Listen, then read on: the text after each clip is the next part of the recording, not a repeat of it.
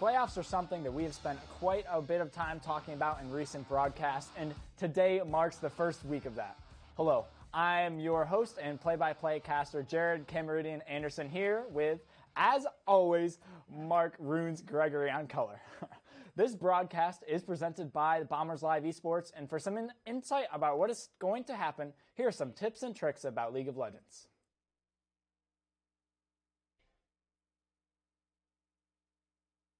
League of Legends is a team-oriented strategy game where two teams of 5 players work together and attempt to destroy the enemy's base. While that sounds simple, it's easier said than done. Players can choose from a roster of over 150 champions, each with their own playstyle and unique set of abilities. With 5 players on each team, there are hundreds of millions of possible team compositions, meaning no two games are the same. Teams play on opposite sides of a map called Summoner's Rift, which is divided into 3 lanes, called Bot for bottom, Mid for middle, and Top for, well, top. In between the lanes is the jungle, a shadowy area full of neutral monsters that can be taken down to earn powerful rewards for yourself and your team. It's really more of a forest, but just go with it. Each team typically sends 2 people bot, 1 person mid, 1 person top, and puts another in the jungle. Each lane is a path between each base protected by several turrets. You need to destroy the enemy's turrets to get into their base and win the game, which sounds simple, but turrets are very tough and take time to knock down. A single champion on its own is nowhere near strong enough to destroy one. To do that, you need the help of minions. Minions are small, computer-controlled units that walk down each lane in waves. Each team wants to use their minions to push up to the enemy turret in order to chip away at it while it attacks the minions. Taking down towers, minions, and enemy champions grants players gold and experience that they can use to empower their abilities and buy items, making them stronger. Taking out enemy champions also takes them off the map for a period of time. Respawn timers start out short, but by the end of the game they can last upwards of 40 seconds. The team that balances all these variables the best will come out on top and destroy the enemy nexus. Games typically last around 30 minutes, and often 2 teams will play in a best-of-3 or best-of-5 set to decide who wins the match. Well, that's the basics. Back to you guys at the casting desk. Welcome back. And that was just a quick rundown of what League of Legends is. Here, we'll be quickly talking about what the bracket that we'll be talking about today is. We recently had our regular season. Each team were divided into 4 separate groups. And then we'll have our bracket stage, as you will see on your screen. On the top of our bracket, we have JWU Esports versus LIU Sharks. And then below them, we have St. Rose with Golden Knights versus the Ruse. And then below them, we have our game that we're talking about, U-ALBANY versus Ithaca College. That is the most important game we're talking about today. And then below them, we have Team RPI versus Stockton. Now, we'll quickly move into a quick roster breakdown for Ithaca College, our Bombers today. In our top lane, we will have Eli Ron Robinson, and in the mid lane, and in the jungle, we will have Matt IC Sandbag, and in the mid lane, we will have Matt Garfield Lazaga Kruger. In the bot lane, we have Tenzin CF Card Namgil. In the support position, we have Manny Manwaller Sanchez. Now, quickly talking about last week. Last week, our Bombers, moving into playoffs, they had a really very difficult matchup versus the St. Rose Golden Knights. It was a fantastic series that unfortunately ended in a loss for our Bombers. Fortunately, our Bombers can still win this, as they have qualified for playoffs, as we've talked about previously, making 2nd seed out in their group. We have discussed this, that last week was quite the nail-biter. We saw many power picks being contested, like the Kaisa. They were very scrappy team fights, but unfortunately a dominating performance from the Golden Knights. The Victor pick was incredible, and I know Ithaca College is kicking themselves over letting that slip through the draft phase. So it'll be very important to see how draft improvements come from our Bombers. Now, Ithaca will be very focused. Now, Jared, what do you think about the opposition? Well, I think as far as the draft goes, we probably got the luckiest matchup out of all of them. I think out of the number 1 seeds, Albany is most likely the weakest. They had, we'll get into it a little bit more, but they had a relatively weak group as far as things go, and I really don't think there's much to do. And as he said, if Ithaca can fix their draft, that was like the only draft mistake I think they made the whole series, was just letting that Victor go through. But I'm not too worried about it. But going into the roster for U-ALBANY, that's the team that Ithaca will be facing today. In the top lane, we have Kafu. In the jungle, we have Zhao. Mid lane, is Kiefers. In the bot lane will be Rune TMC, and in the support role will be Yachts. And as far as their group, as I just said, they had a relatively easy group. They did have an incredible 5-0 record, though, which is nuts. And they didn't drop a single game. But they really, I don't think they were presented with a challenge. They weren't presented with something huge. But I know they're going to be using their excellent team fighting skills, and they're going to be fighting a lot around objectives to try to take on Ithaca at this point. So we're going to talk about some key players from both sides. But first, we're going to talk about one player from the side of Ithaca. This is, in our top side, we have Eli Ron Robinson. I want to talk about Eli not only because of his performances so far, but from what he will be doing.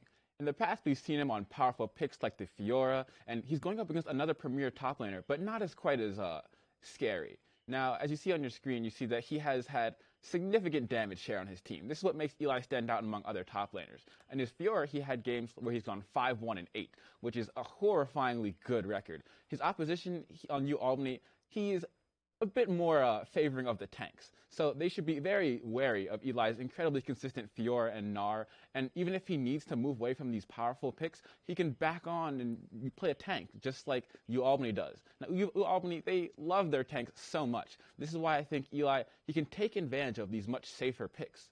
Now, what do you think about U-ALBANY for their player of the game? So for Albany, I chose their jungler as our key player to watch, Zhao. I think he is very, very, very strong. He has over an 80% kill participation, and this guy is going to be the reason Albany start fights. Like, as we know, like, Albany isn't the team to want to fight around lane phase. They want to work together and play them. So this jungler, he loves to play the carry champions, like Nocturne, Lilia, and even sometimes he pulled out Karthus a game or two. He wants to farm to the level 6 mark, and then he wants to fight over any and every objective that he can. So, let's talk about what you think will happen through this series. It's we know that personally, I feel like Ithaca has the advantage here. They have showed a much more strong and performance-facing, much tougher team from their side. Now, what do you think in terms of how U-ALBANY will be able to fare against Ithaca? So I think this will be like a 2-0 for Ithaca. I'm not sure it'll be too much of a challenge. I just think that at this point, Albany hasn't been challenged. It's like the group. So in Albany's group, the team that got second place, they did very well, but when they faced Albany, they ran 3 subs. So it's like Albany just steamrolled.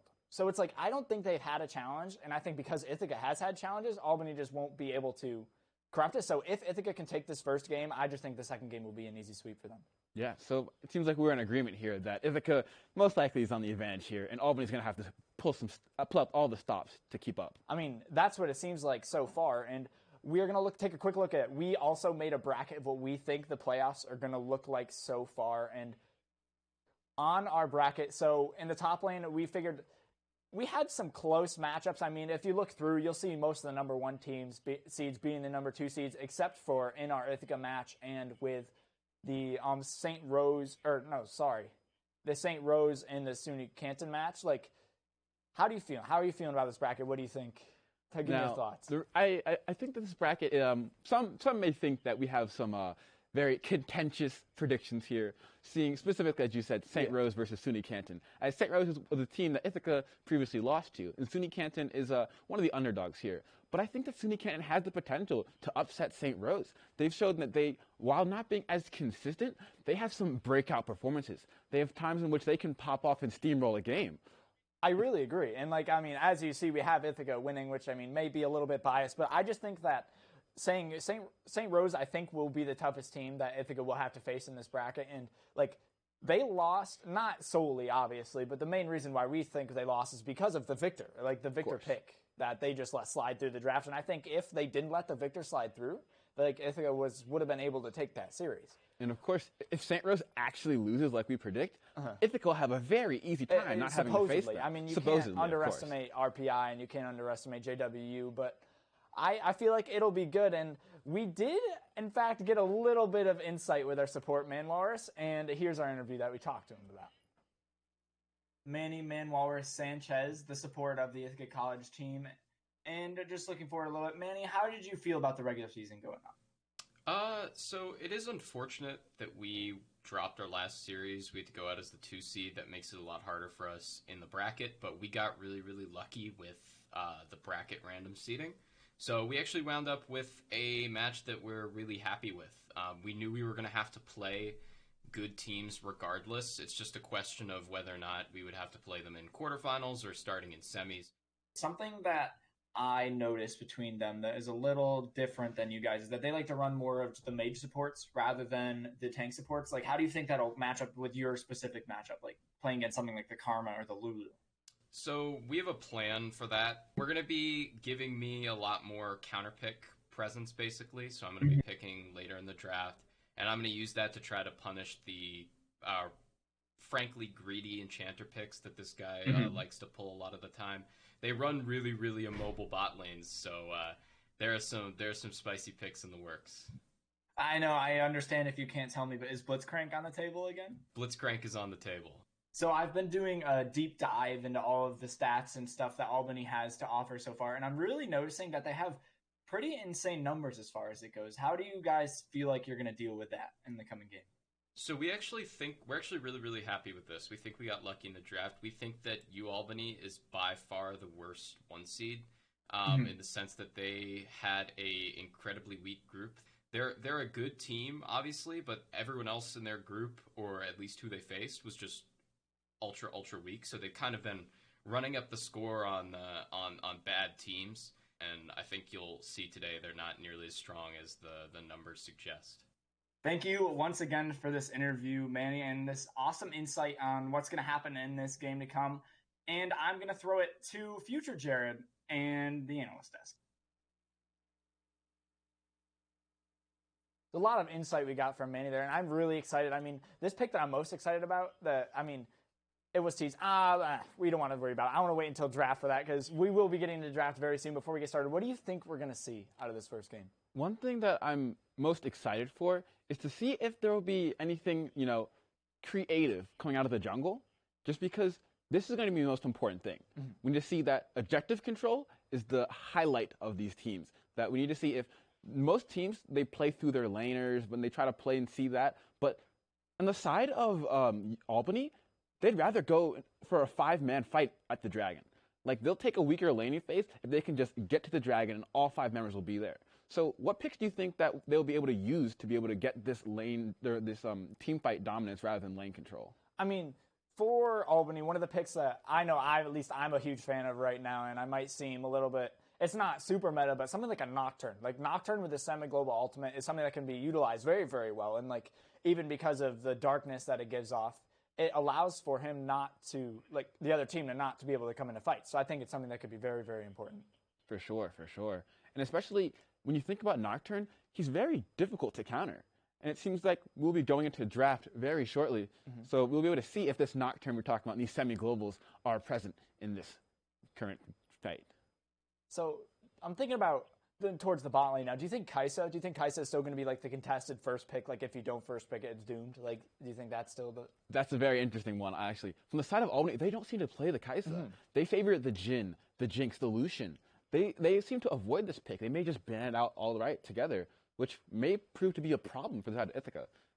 It's very interesting because they like the more picks around say the Senna or the Jhin, longer range than the Kai'Sa. They don't like to go in for their AD carry, which is very interesting, I think, at least. Yeah, it is. They play more of a Peel style lane phase. I mean, it's what you would expect if they're playing their lane phases safely. They won't want something super hyper aggressive, but you would think that something hyper scaling might be kind of important. But I'm not certain. There actually are a lot of uncontested picks in this series. There aren't picks that you see a lot of everyone pulling out. Yeah, very true. Each team is very unique in the way they play. Yeah. I know that Ithaca, the only pick they really both like would be maybe a Silas. Maybe Hecarim. I know Hecarim maybe. Yeah. Hecarim's just a powerful pick in general. But the Silas is used by both mid laners and we're in draft and we can see we've already got the Kai'Sa first pick on the Ithaca side. So what we were it's exactly what we talked about, prioritizing that Kai'Sa, followed with the Lilia and the Karma getting locked in for Albany. And you might have heard it in the interview, but Blitzcrank's on the table. Karma got picked. We know that's going support. Oh, and yeah. That's what I would love to see. I would love to see the Blitzcrank you're talking about, or maybe some other engage style support. The Rel's on the table. There's multiple options for the side of Manuelis here. And we'll see, he has 4 seconds left to lock in what we should be a support. And a Skarner. Ooh. That is very different. Oh, that's very fun to see. See, Skarner is so powerful because of his ultimate. The ultimate gives like a 4 second suppression on any target that he chooses. And for most, in the game they call it the Skarner tax, is when you have to spend 1,300 gold just to buy an item that makes his ult irrelevant. And I wonder how many QSSs we'll be seeing this game. Oh, for sure. And we see the safe blind Gnar pick coming from the side of Elaron. Not exactly as oppressive as a pick I'd like to see from him, but it'll definitely be able to take advantage of the tanks that Kafu was wanting to play. But think about the team fight they have. Like, Ithaca's already building towards like an insane team fight with really good pick potential. Oh, yeah. But don't doubt the Aphelios.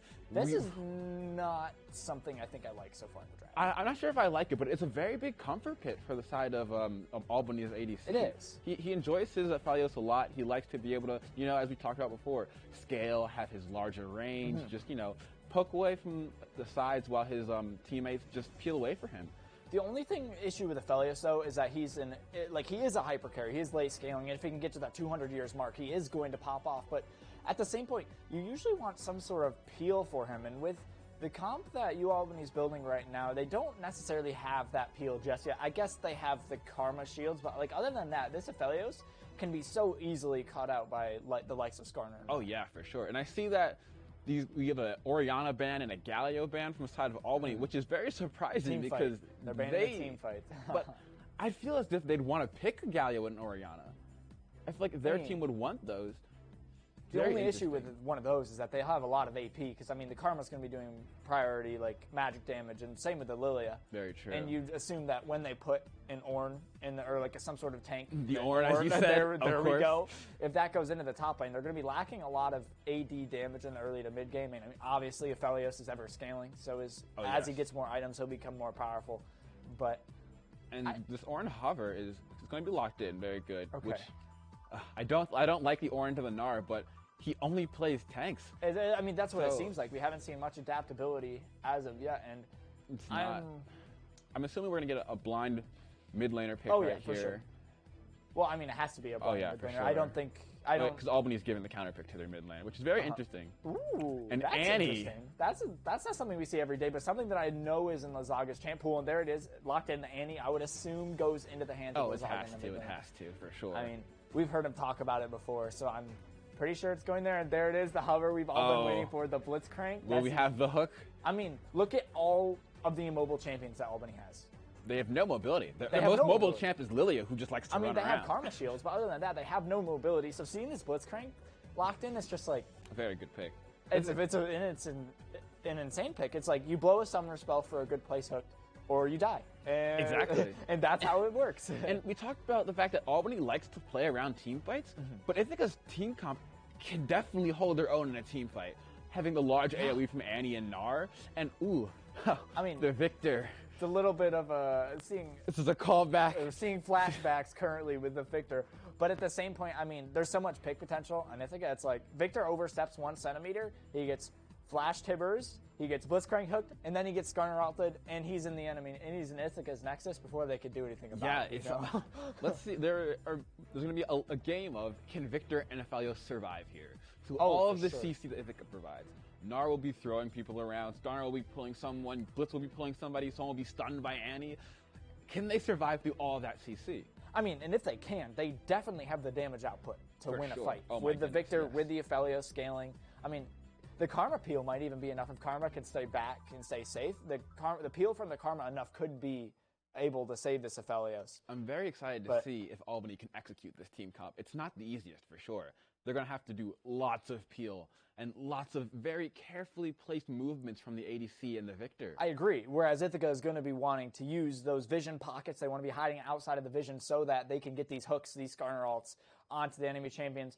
But we are going to toss into a quick break for competitive integrity, and we'll be back in just a moment. Stay tuned.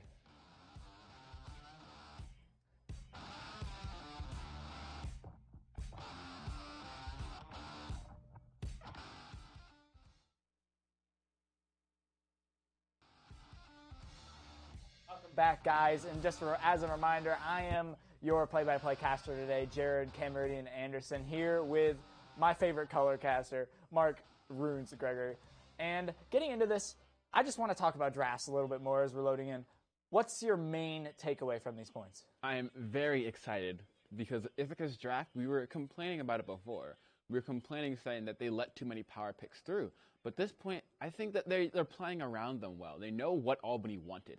They knew that Albany's top laner couldn't play anything outside of a tank. And they even gave them what they wanted. They gave them exactly what they wanted, and I think they're going to be able to punish what they took away with their draft going through. It's like, think about, we know that Albany likes their caster supports. We know that their top laner is going to play tanks. So what do? They pick a top laner who is really good at the tanks, and they pick a support that is just going to absolutely destroy immobility. And we know mage supports aren't really mobile. It's very exciting to see exactly how these games will be played out because Skarner will be picking and dragging people left and right.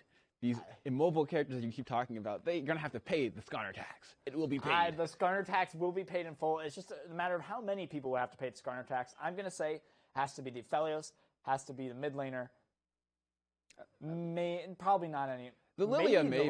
The Lilia too. Probably not the Karma, probably not the Ornn, but it just depends on who gets ahead, really, because if they're ahead, that's the one who's going to be focusing on. That's true. If you see the Aphelios very far ahead, he'll have to pay it. And if you see that they don't have any damage outside of the Aphelios, he's going to be grabbed. That is very true, and we are getting into game now. Game 1 of Ithaca against Albany. I am very excited. So as we're seeing these laners go out, we might be seeing something spicy as Ithaca's going towards the top side of the jungle. Are we going to see an invade? There may be a very scary, this Lilia may be in danger. Oh no. Will we see the flash hook? Lilia running away. They do get the ward. I say so. There's a little bit of extra XP over the Skarner. As you see the mastery being flashed for the 10 gold going towards IC Sandbag. It's a little bit of a power move, I suppose, coming into this early game. And, very Albany interesting is going stacking even Bush. further. They won't be able to do anything. And I don't even think Albany was able to get a ward off of this. So Ithaca winning this early pre-fight. Yeah, they didn't get a single ward inside of Ithaca's jungle, and they saw all 5 members. So that's kind of huge to pay attention to. Oh, this is... just looking at runes, I see the Hail of Blades coming out from the Kaisa, the classic, incredibly powerful. We know CF Card on this champion. He's going to be tearing people apart. But it appears nothing out of the ordinary from most of the characters here. I do have to say, though, I know Grasp on Ornn is something that's taken really commonly, but I don't know if it's necessarily what you want in this matchup, just because he is not going to be within melee range of those minions at all. So I feel like taking something like the Spellbook just would have been... As an Ornn aficionado myself, I'd like to see either an Aftershock or a Spellbook here, realistically, because Gnar will not let you punch him for the grass proc. Things are looking very unfortunate for Ornn. Yeah, but, I mean, that's something huge in the matter of fact, because Spellbook won't give you too much in the early phase, but I like that Karma skin. I don't think I've ever seen that Karma skin before. Yeah, the skins this game are high quality from the side of Albany. I'm a big fan. You saw the Elderwood Ornn, you see the Ruined Karma.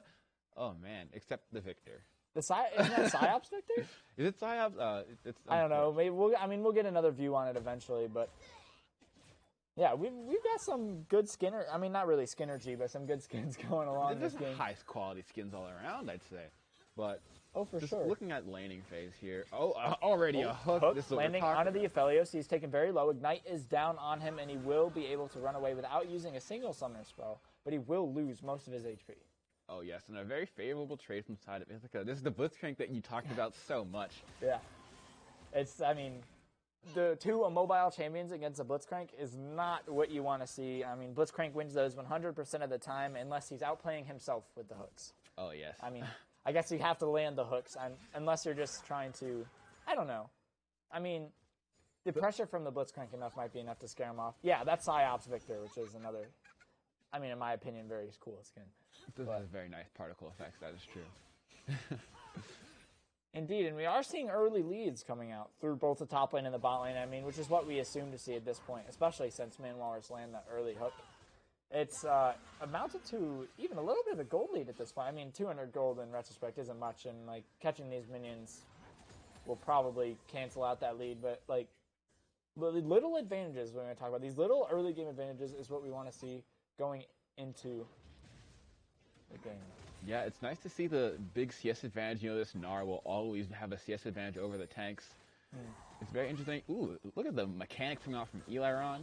Okay, the moves. Except he is taken very low. The grass proc will proc. Eliron is one auto from death. Camera is trolling us and bringing us to mid lane, where we are currently seeing a 3v3. Sandbag misses the stun, but Manwalrus will flash and land the knockup to get the first blood for the Annie. How is Eliron alive? That is something that I would really like to see. And he bounces to mid lane, showing, hey guys, I made it out. I'm here, 1 HP, hello. Just catching some XP. That's, yeah, I mean, he had to blow his flash, and Orin blew his flash too, even. So that's a huge trade of summoner spells for... Yeah, I'd say this is a great benefit from side of Ithaca. I mean, that's a great trade. You get first blood, you get summoner spells blown.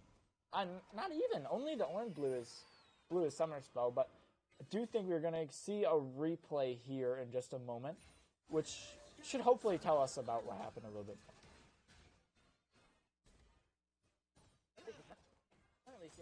You see, look in the mid lane, you see, it's pretty much just, you know, a very standard gank. The jungle and mid laner coming in, using their synergy together and take out the victor. But Manwalrus is taken very low, 1 HP. He will be taken down by the Aphelios, who also has to blow his flash. Exhaust will be down on him as he is now peeling out the Skarner. And that's not good to see from Manwalrus being taken down. Karma is getting chained up, and she will also be taken down. And that is a combo that I was not expecting. There was a lot of CC that came out of it, too. From Albany right there. Yes, yes. Rune TMC is not one to be ignored. As you see, he shows you this Aphelios is not just a soft laner. He can come through and take you down with the combo of the Graviton with the chains from Karma. It's very nasty, the amount of CC coming out of the bot lane. That is a crazy combo, and I mean, it worked to their advantage. Now the lead that Ithaca had is now, I mean, they just lost it, essentially. It's like they're only 300 gold down, which essentially isn't too much, 300, 400, but... It's the more important thing here is I'm surprised that the side of Albany were able to just walk away and not even go towards the dragon. It's unfortunate placing from their jungler. He decides to steal away the Gromp instead of going to drag, not even getting vision there. I mean, what's confusing me at this point is that Lilia is considered the fastest clearing jungler in the game right now, other than Udyr. I feel like Udyr is the only one in the game currently who has a faster clear time, and she's down CS on the Skarner currently. And Skarner's been ganking. Yeah. And quite a lot. I mean, he did catch a bot wave, so I'm assuming that's where the XP or the wave could have come from, but trade going on between the Gnar. And there's a 2-level difference between these two? Yeah, that's kind of nuts. I mean, Lilia is around to back him up. She is not level 6, so she will not have access to the Drowsy, but man. This is exactly what we're talking about. Eliron just proving that he is the stronger top laner, having a 2-level difference. That is not something you see every day in the top lane. I mean, we're only 6.5 minutes in the game. It's like, holy moly. And he almost got solo killed, too. And I'm assuming what happened is when the Gnar the Gnar was taken very low by the Ornn greeted a little bit, and he lost a lot of minions, which is why he's so behind in XP. But, ooh. Oh, man. And just looking at items, we see that the Annie has purchased a Lost Chapter. And she's had a little bit of an interesting landing phase versus Victor, has needed some help from the jungler. But once you get that Lost Chapter, the mana sustain, she's able to top off in lane and be A-okay. I mean, agreed. You know, the Victor will have more wave clear once he hits that first hex core upgrade. But Ithaca's taking his first Drake, the Infernal Drake, so a little extra damage added onto the side of him. That's exactly what you're talking about. The Victor doesn't have the wave clear yet, so that Annie was able to get the priority and just roam on down and help her jungler out. And same with the bot lane of Ithaca. And I think Eliron might even be able to look for a dive here. Nope, the W does not connect, and the dive will not happen just yet. Lilia is now here. She does use the Drowsy as Gnar hits Mini. They're waiting for him to come out. He's taken very low, and I don't think he survives this one, as now Victor's coming. I suppose he gets a plate, which is good enough, and Victor will not get an assist, but Lilia, Zhao, will take the kill. Very unfortunate for our friend Eli in the top lane, but he did what he could do. He got a plate from it. Look at all that Ithaca's going to get out of it. Blitzcrank does miss the hook, unfortunately, onto Aphelios, and we'll take a crazy trade regardless. I guess this is what happens when you take the Blitzcrank and do it. Look at the damage. He's taken very low and eventually killed by the Aphelios. Annie looking for the solo kill. One more tick of damage. Will Tibbers get the auto? Tibbers! It doesn't look like he's going to, and Victor will survive as well. Very unfortunate that Tibbers could not get that last slap on the Victor. But look at all these minions that Victor is going to be missing. Oh, I guess Lilia is here, which is unfortunate. Lilia flashing onto the Annie, who is taken very, very low. She will eventually be killed.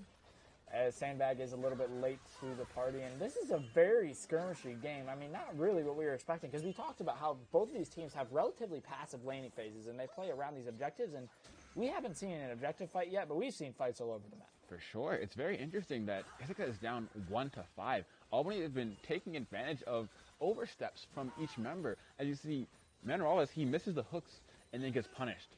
The Eli, he doesn't get the solo kill in the top lane and then gets punished. And then Lazaga doesn't get the solo kill in the mid lane and then gets punished. So it's just these tiny mistakes that are just going to take advantage of that are really starting to do it. But, I mean, looking at the kill difference, though, the Gold lead is still relatively even with just, what, is that a 1K deficit on the side of it? So definitely not too far out of it yet. The next Drake that is spawning will be a Mountain, which is very important to notice because we will be seeing either a Cloud or an Ocean Drake, two of which are can do very, very different things for either of these teams. Oh, yes, for sure. It's I would like to see a Cloud Drake for the side of Albany just because Lilia wants to run around and she wants to get around. But then again, both junglers actually like it quite a lot. I mean, I agree. I think both these maps for either team would be really good.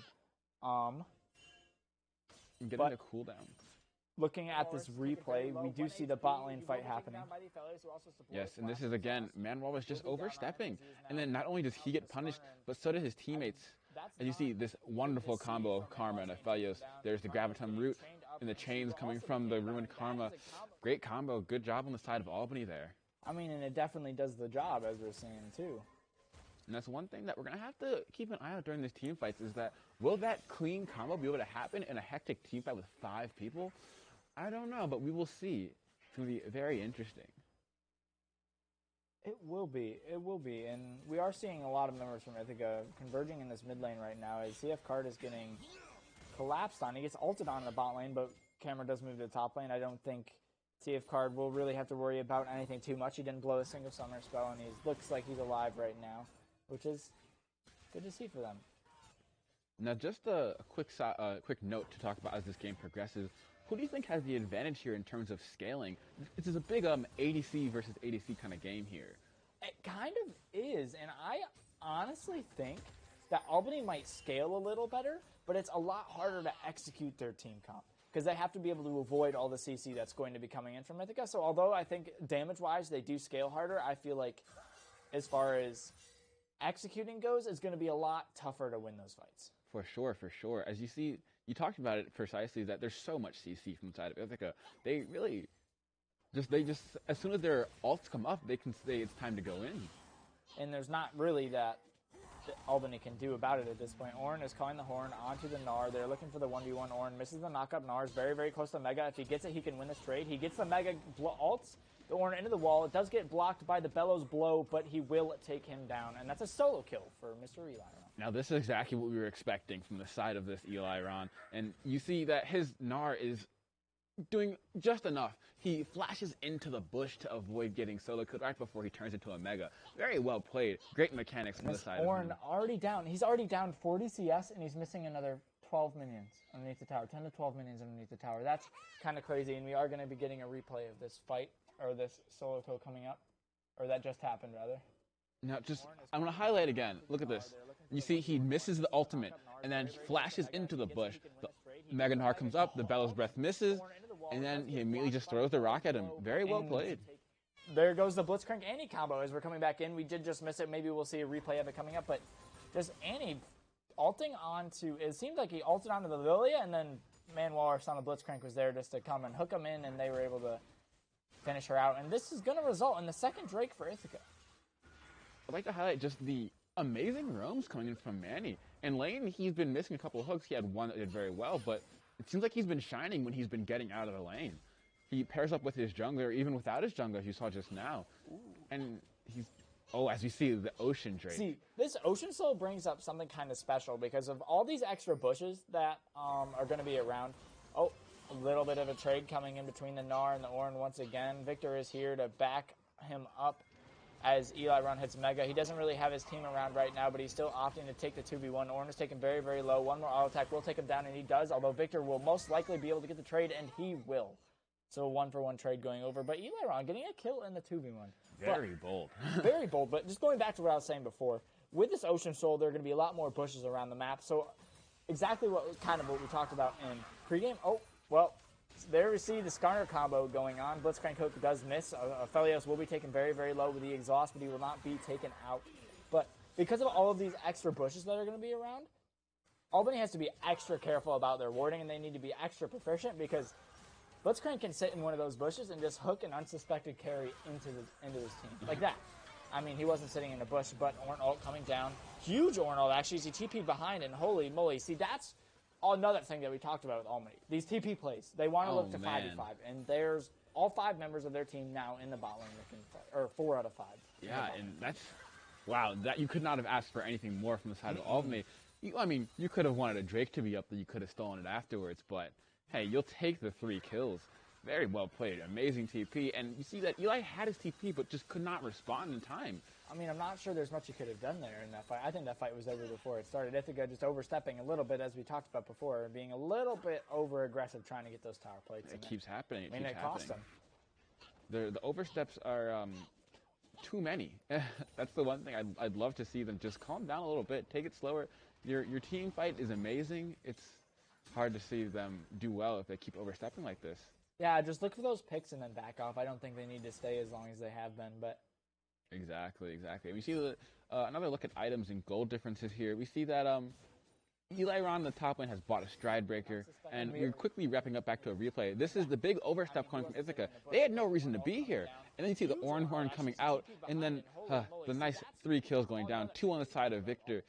Oh no, this is looking scary for Ithaca. We've been here before. We've seen strong Victors versus Ithaca. We have, but look at how there's a huge kill difference, yet the gold difference is still only barely over 1K, which is not much. And like looking at the Ornn is down so much. Am I reading this right? Is the Ornn down 4 levels? Wow. Is this level 9 to level 13? Is that what I see? Or that is it level 11 to 10. 11 to 10. Okay, so it's not as big as I thought. I just can't read. But that's still kind of huge at this point. And Ithaca is going to be able to drop the Rift Hub. And we talked so much about objectives in the early game. Objectives. All these teams want objectives. I mean, we've seen a lot of kills, but all of the objectives have gone over to Ithaca without much of a fight. That's very true. As you see, Albany's, they've been doing very well in these fights, as you said, but fights don't win games by themselves. You need to get something off of them. They don't. You see but one here comes down here. the Ornn Horners. They might be looking on a pick as a Skarner. Here comes the chain onto him. They will take him down. Smite will come through. Ithaca is not there to back him up right yet, but because they have the pillar, the Skarner will just be able to run away. He's too fast and too tanky. That Skarner skirts his way out of there real quick. He does indeed. And you see, he had his phase rush. They just proc and let him get out of there for free. He slapped the karma around a little bit and then ran away really quickly. He did, and also having his pillar or the mark really helped him to get faster. And if those who don't know, there is the Skarner passive. I can't remember what they're called right now, but they're Crystal Spires. Crystal Spires. There you go. There's 6 of them across the map. 3 on the top side of the map, 1 on each side of the jungle, 1 in the river, and the same thing with the bottom side, 1 in each side of the jungle, 1 in the river. And if Skarner's team has control of them, so you'll see a little blue marker on it because Ithaca is blue. Skarner gets extra movement speed and extra attack speed in that area, which can be really deadly for those flanking. Yes, or just as you see, useful for getting away. yeah, I mean for sure. And it's very interesting just to say that Ithaca had control over a Spire that was in Albany's jungle. This is just, I guess, another way to segue into Vision. As you see, Man Rawless right here clearing a ward. As you see, Ithaca's Vision, they have been very consistent and very well done. As you see, there's that. That's how the Spire gets taken for anyone who is wondering. But the Dragon is going to be spawning very soon. This 3rd Drake is very, very important because it gets the team. Well, if Ithaca would be to get it, it would get Ithaca a soul point. A little bit of Death Rush coming out. Skarner ulting onto the Aphelios, and he's taken down as he has not paid the Skarner tax just yet. And I think that pretty much means the Drake will just go over once again for free too. Oh man, and you highlighted those bushes so many times. And he's just Aphelios can't be the one to face check that. Of course not. The Ornn, the Karma, I mean, the Karma's not great, even either the is Karma, Brilliant, but it's like it's better than the Aphelios. Yeah, it's just, the Ornn was stuck in the top lane fighting the Gnar, and Aphelios can't look at those bushes. They're just not his to control, you know? It's very unfortunate. Now, we need to see, this again, it's exactly what we're talking about, Vision and these bushes. As you see, more wards being cleared, and these Spires are also helping them get more Vision. They are, because they do proc the Vision, and I mean, Look at the gold lead again, or the gold difference rather. The gold is back even at this point, which is very, very good to see. I'm assuming this Ornn is quite behind at this point. Oh, although there is looking to be a little bit of a trade. Karma is here to back up Kafu, but Eli Ron will just run away as he gets Mega, and there won't be very well. Eli's not getting overzealous this time. He took on a 2v1 before. But kind of going along with the overzealous. And notice how Albany has both of their TPs back up. So they might be looking for a play sometime soon, and there's some unsuspecting laner who steps too far forward. So it does have to be aware of that, and they need to be sure not to go too far forward. Yes, yes. I want to see if they could just relax. They have 4 minutes until the next Drake spawns. They can just take it real nice and easy. There's nothing needing to be pressed right now. They can just wait it out until the next Drake spawns, and once they get that Ocean Soul, then they can start pressing their advantages. The Baron isn't even up yet.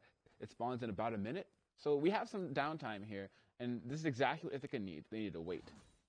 I mean, I think that, yeah, the waiting's fine. If they found some sort of pick, they could look towards the Baron as it spawns. But as of now, nothing too fancy to look at. And going back in this replay, you just see the Skarner just, he just clicks one button and the Felios is dead. There's not really much.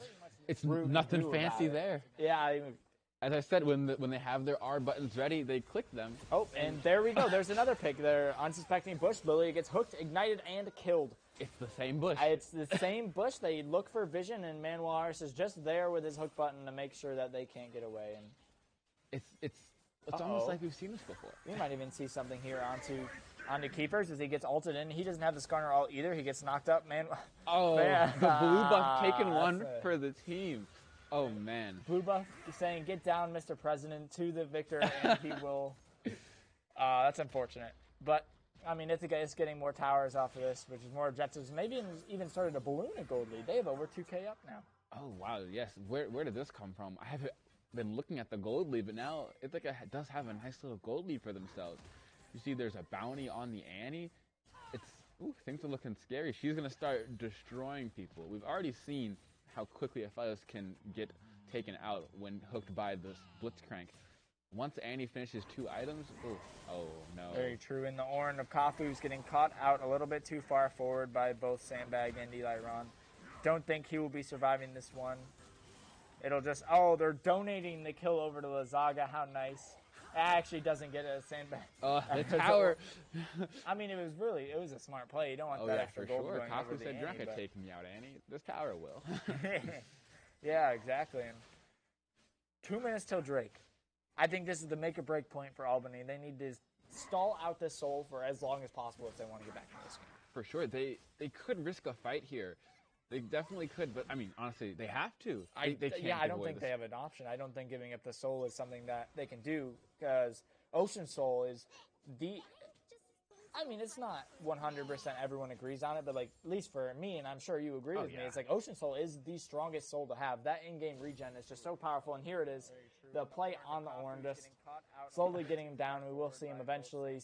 I feel bad for this guy. I've been here before. I've been this Ornn. I've been stuck alone. Exactly. Just let the man get some gold. The tower's almost dead. You've almost done your job. Very unfortunate to be that guy. Yeah, it really is. And just looking at builds here, one thing that we've been talking about this before, but Lilia has opted for the Moonstone Staff of Flowing Water. They have a lot of magic damage coming out with both a Victor and a Karma that I don't mind at all. The double Moonstone will really help them, especially if they can peel these 15 fights. Yes. Just to explain, the Moonstone, instead of being a more offensive item, this one, the more damage you do, the more you heal your allies. So this Lilia, you can opt for multiple ways to play. You can play offensive and try to kill people, or you can do exactly what our friend in the jungle has done today, and he's opting to help his teammates sustain their health in longer fights. So I like the pick, but what I don't like is the fact that Aphelios went for a Zeal before he bought a QSS. Very true. We saw him in one fight before. He steps 2 inches too far forward, and he's just done. So I really feel like, I know it will delay his power spike, and it needs to be a big damage source for his team. This bush. But at the same point, we are seeing it. They aren't in the bush as of yet, although Ornn has walked up a little bit. He will use his bellowing blows. Whatever, you know what it is, I don't. He will use his unstoppable ability, so that's something to pay attention to. And Albany just had to give up the soul. They couldn't even fight for it. It's very unfortunate. But Looks now like they're we going might to see fight? an engage, though. The horn gets called down. It does not knock anyone up in... A very odd call the Forge got there. Very odd call, but I mean, you got to think that's the only engage that Albany has at this point. Like, the only hard engage they have. Now they just want to run away, which is, I mean, and they can't really do much against this Ithaca team. They could even look for Baron, I think, right now. Oh, man. They could force the Baron right now. The side of Albany, they can't really do much here. It's unfortunate. They have to face check this, and we've seen how they face check before. It's not going very well. And Iron does get chunked, though, which is unfortunate. But Ithaca is on this Baron. I mean, it's taken to about a third. Oh, there's the no. hook. Victor gets hooked in, doesn't have his flash, and he will be taken down. Eliron is about to hit Mega in 3 members of the team. He will ult the Ornn into the backline, although he is alone at this point. So he might be overstepping it, but the Ocean Soul going in. Baron does get secured by the Skarner as well The as whole the kill team's getting asleep, secured by Skarner. but they can't do anything. Yeah, I know. It was a big Lily asleep, but there's not really much you can do about it if your old team's already dead. Oh, man. And you see, here he comes. He's running. Here comes the Skarner. That was actually a huge Annie ult. Oh, my goodness. That Annie ult stunning all 3 members that were left of Albany, and I'm thinking this game might be done. It might not end right now, but it's looking just about that way as Ithaca has secured the Baron. Oh, yeah. They're about to secure the ace. They won't get it, but this is at least one inhib. I think it'll probably be the only inhib that was in that. Oh, Nara flashing in the Ornn. He will be taken down. Ace doesn't. Oh, the ace is stolen by the Victory spawning. Victor couldn't have had 2 more seconds on the respawn. But I mean, I think respawns are so staggered that Ithaca can just stay. They're still so healthy, and with the Ocean Soul, they'll just keep regenning back up, you know? Now, my only fear here is that Ithaca can't close fast enough. If they can't close fast enough, this could prove to be very but deadly. if they catch the Lily like they do, okay. that'll I had a fear, help them out. but... And then Skarner ult onto the Karma, who will be taken down second, and now is just the Victor and the Aphelios left alone. Ithaca is kind of backing out. Okay, it looks like they're going to back out. So the game won't be ended just yet, but it's looking very, very good. Oh joy. I feel for the side of Albany now. It's very make or break here. What they can went you off do? to a really early start. Like, they were getting kills in the early game. It's just fell so far behind in CS that it's just like they couldn't get themselves a gold lead. And then, like, as we talked about, yeah, they might scale harder than Ithaca, but their team combo is so much harder to execute that they can't really do much about it. Yeah, and you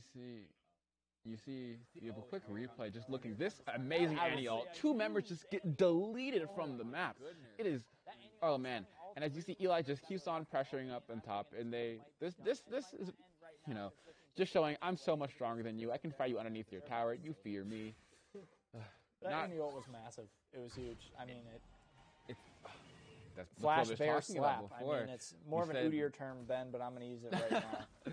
It's the Annie we talked about earlier, saying that as soon as she gets her 2 items, she's going to be online, just proving to be a menace. And she's 6-1 and 3. Just talking about draft, the Annie was more of an exciting pick that we didn't think would do that great, but like it was exciting and fun. But Lazaga is showing that it's not just for fun.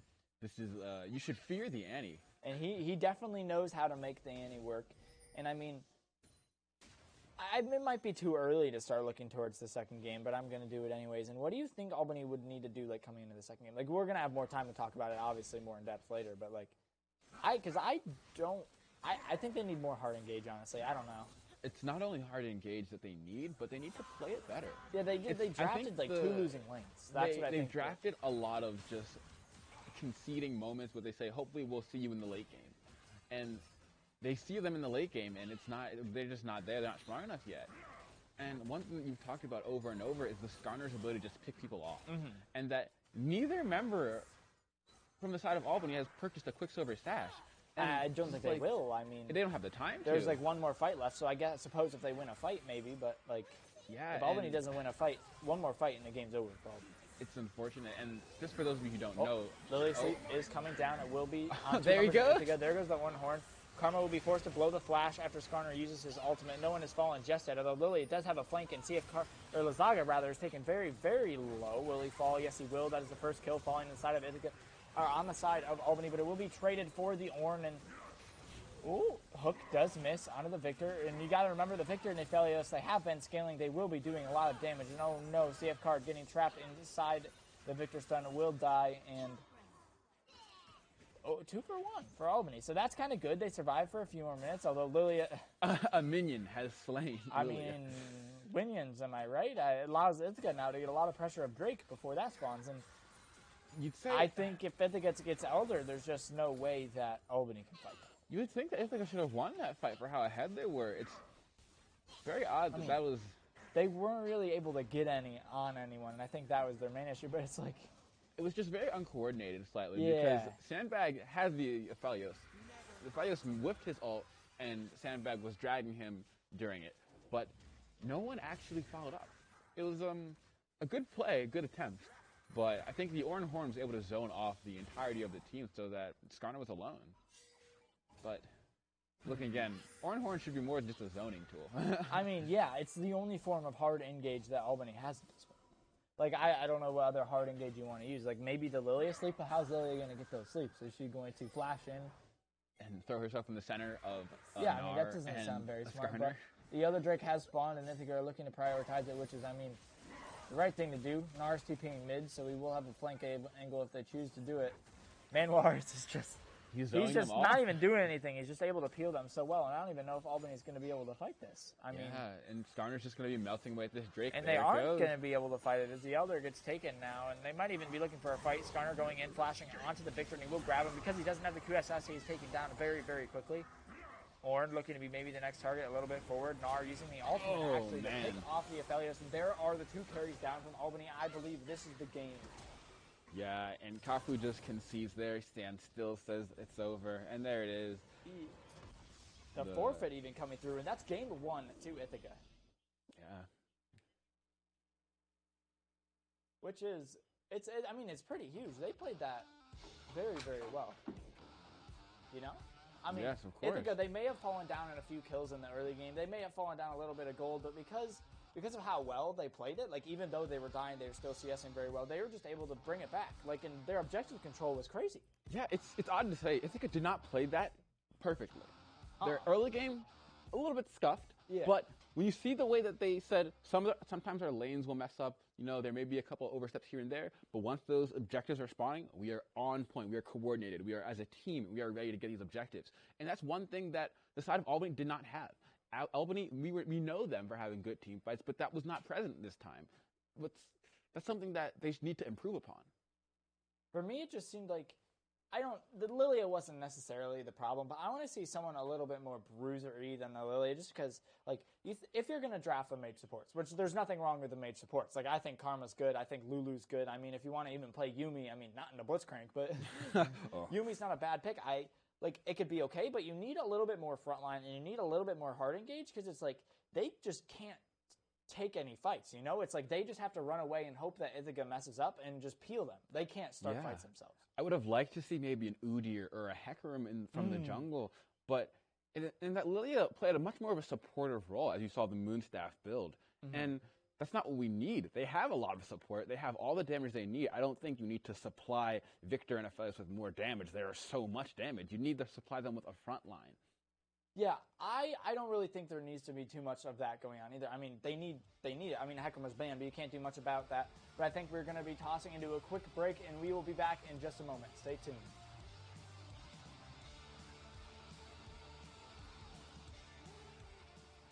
Let's go on. Fun game. Welcome back, guys. After a dominant start of the series with Ithaca coming out with that first game, we'll be going into the second game very shortly. And what do you want to see? I know we've already breached into it a little bit, but what do you want to see out of Albany with this next game? Yes, so we've highlighted it a little bit, but I'd like to see a more cohesive team that will play towards their strengths. We knew coming into this that they are a team that likes to play around objectives and they like to play around strong team fights. They didn't really have a team that could do that today. And not only did they not have a team that could do that, but the team that they did draft was more of a late game scaling option that wants to see you in the late game and then I'll be stronger than you. But looking back at their picks that they had, it just didn't come out. They didn't have any winning lanes. They had an even lane in the mid lane, which, you know. I mean, an even lane is better than a losing lane, right? Yeah, I mean, yeah. If that's the best you got, then. I guess you go with it. But yeah, because they drafted the scaling composition, that, yeah, if they had scaled and they played their late game well and executed to perfection, I think there was no way that Ithaca can contest them. Like, the Victor damage, the Aphelios damage, there's just nothing you can really do about it. And the healing coming out with both of those Moonstones. But it's like, because they scaled so well, they don't have much early damage, so they just had to concede all those early objectives, which is really this reason why they lost. That Ocean Soul was huge. Oh yeah, of course. I'd like to see a jungler who can take more, I'd say, proactivity in the early game. Like maybe say a Jarvan who can accelerate his laners and that can take control of the game himself and say that I'm not just going to wait until my laners are ready to fight. I'm going to start the fight. And it's unfortunate because I don't know if their jungler can play that way. I haven't seen him play that. We have seen him. Like he had like an 80% kill participation through the first group, so we know it's doable. But we are going to see a little replay of this Baron fight that we had. Just like look at the hook. Manwaller's landing the hook onto the Victor, and Victor, because he doesn't have flash, there's nothing he can do about it. So the fight's pretty much done. And look, you'll be able to see this healing from the Ocean Soul on the Gnar. It's just like they just can't do damage to him. And it's just again that like having 3 losing lanes. There's going to be 2 losing lanes and 1 even lane, quote unquote, that you're not going to have the ability to take out the incredibly powerful Gnar. When the Gnar has the power to just 1v3 you in the backline, it's just like...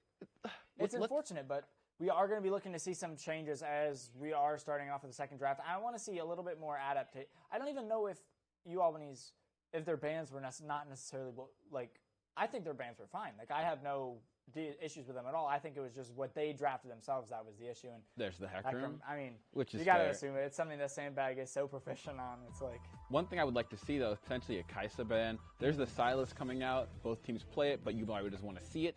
And then Ithaca bang the Malphite in the first rotation this time. Okay. Very different. I mean, it's a very strong pick to have, especially when Sylas gets banned off the table so early. Oh yes, and it's good to see the Malphite banned because I know Kafu and his tanks.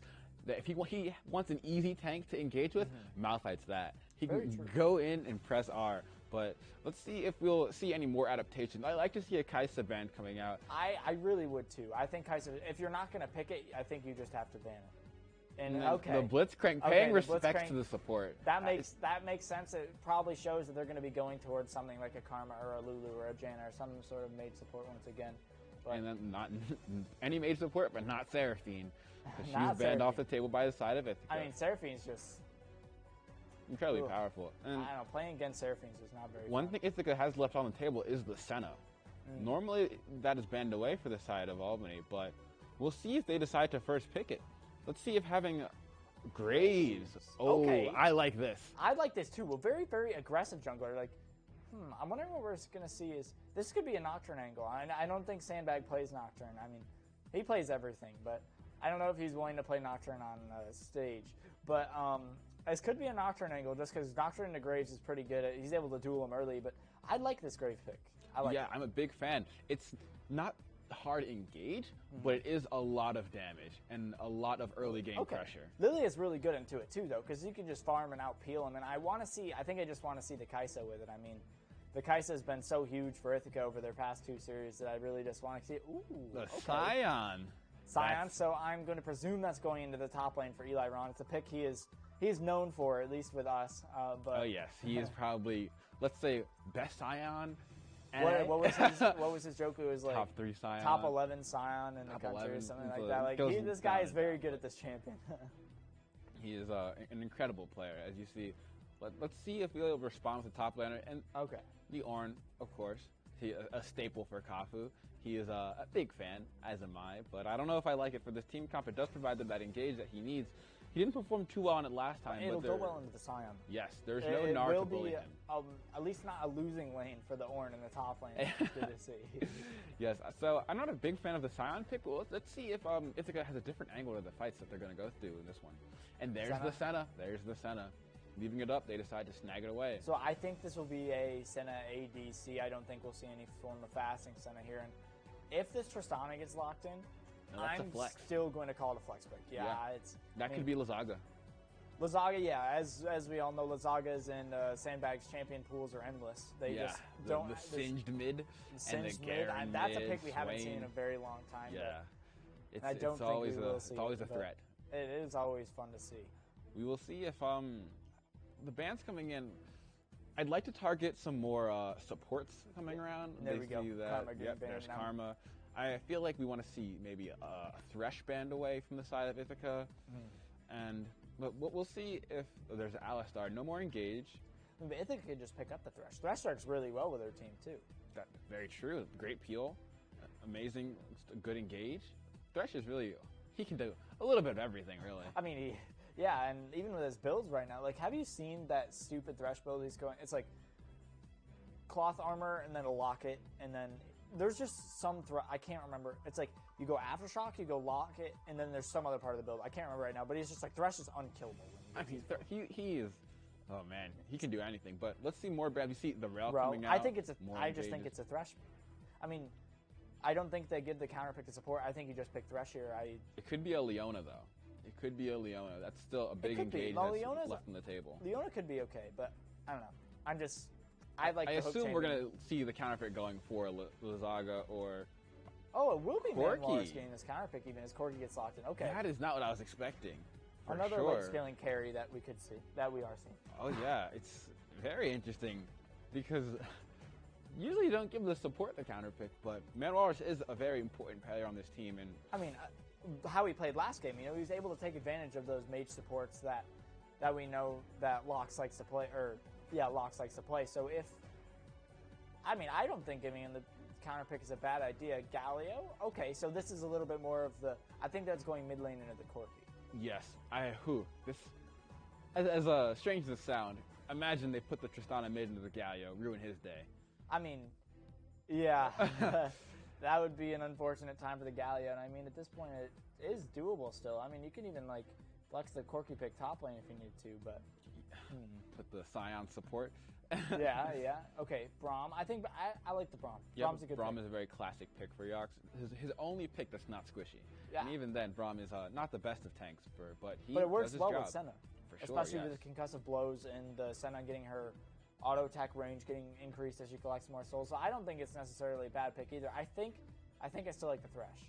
Okay. There's the Leona we were talking about. Yep. Leona's fine too. Another very, very powerful champion with a lot of engage. And these are two kind of different playstyles than we saw last game. Oh yeah. Albany tried to ban away as many engaged supports as they could, but Manwallace, he's got more. They banned away his Blitz, his Alistar, his Rel, and then there comes the Leona. They could have thrown more at him, but I think it would have been a lost cause at that point. I agree. But I do want to talk about, though, before we get into the game, Albany is doing what we wanted them to do with draft. They drafted more engaged. They drafted a more clear target. Their damage dealers will be the Graves and it will be the Senna. Those are the two who are going to be carrying for Albany. Yes. They have more engaged with both the Galio and the Braum. I honestly like their adaptation that they made for the second game. Yes, very true. One thing I don't like is they're all AD. Oh, that is true, and we'll talk about that a little bit more, but we are going to toss to a quick break for competitive integrity, and we'll be back in just a few moments.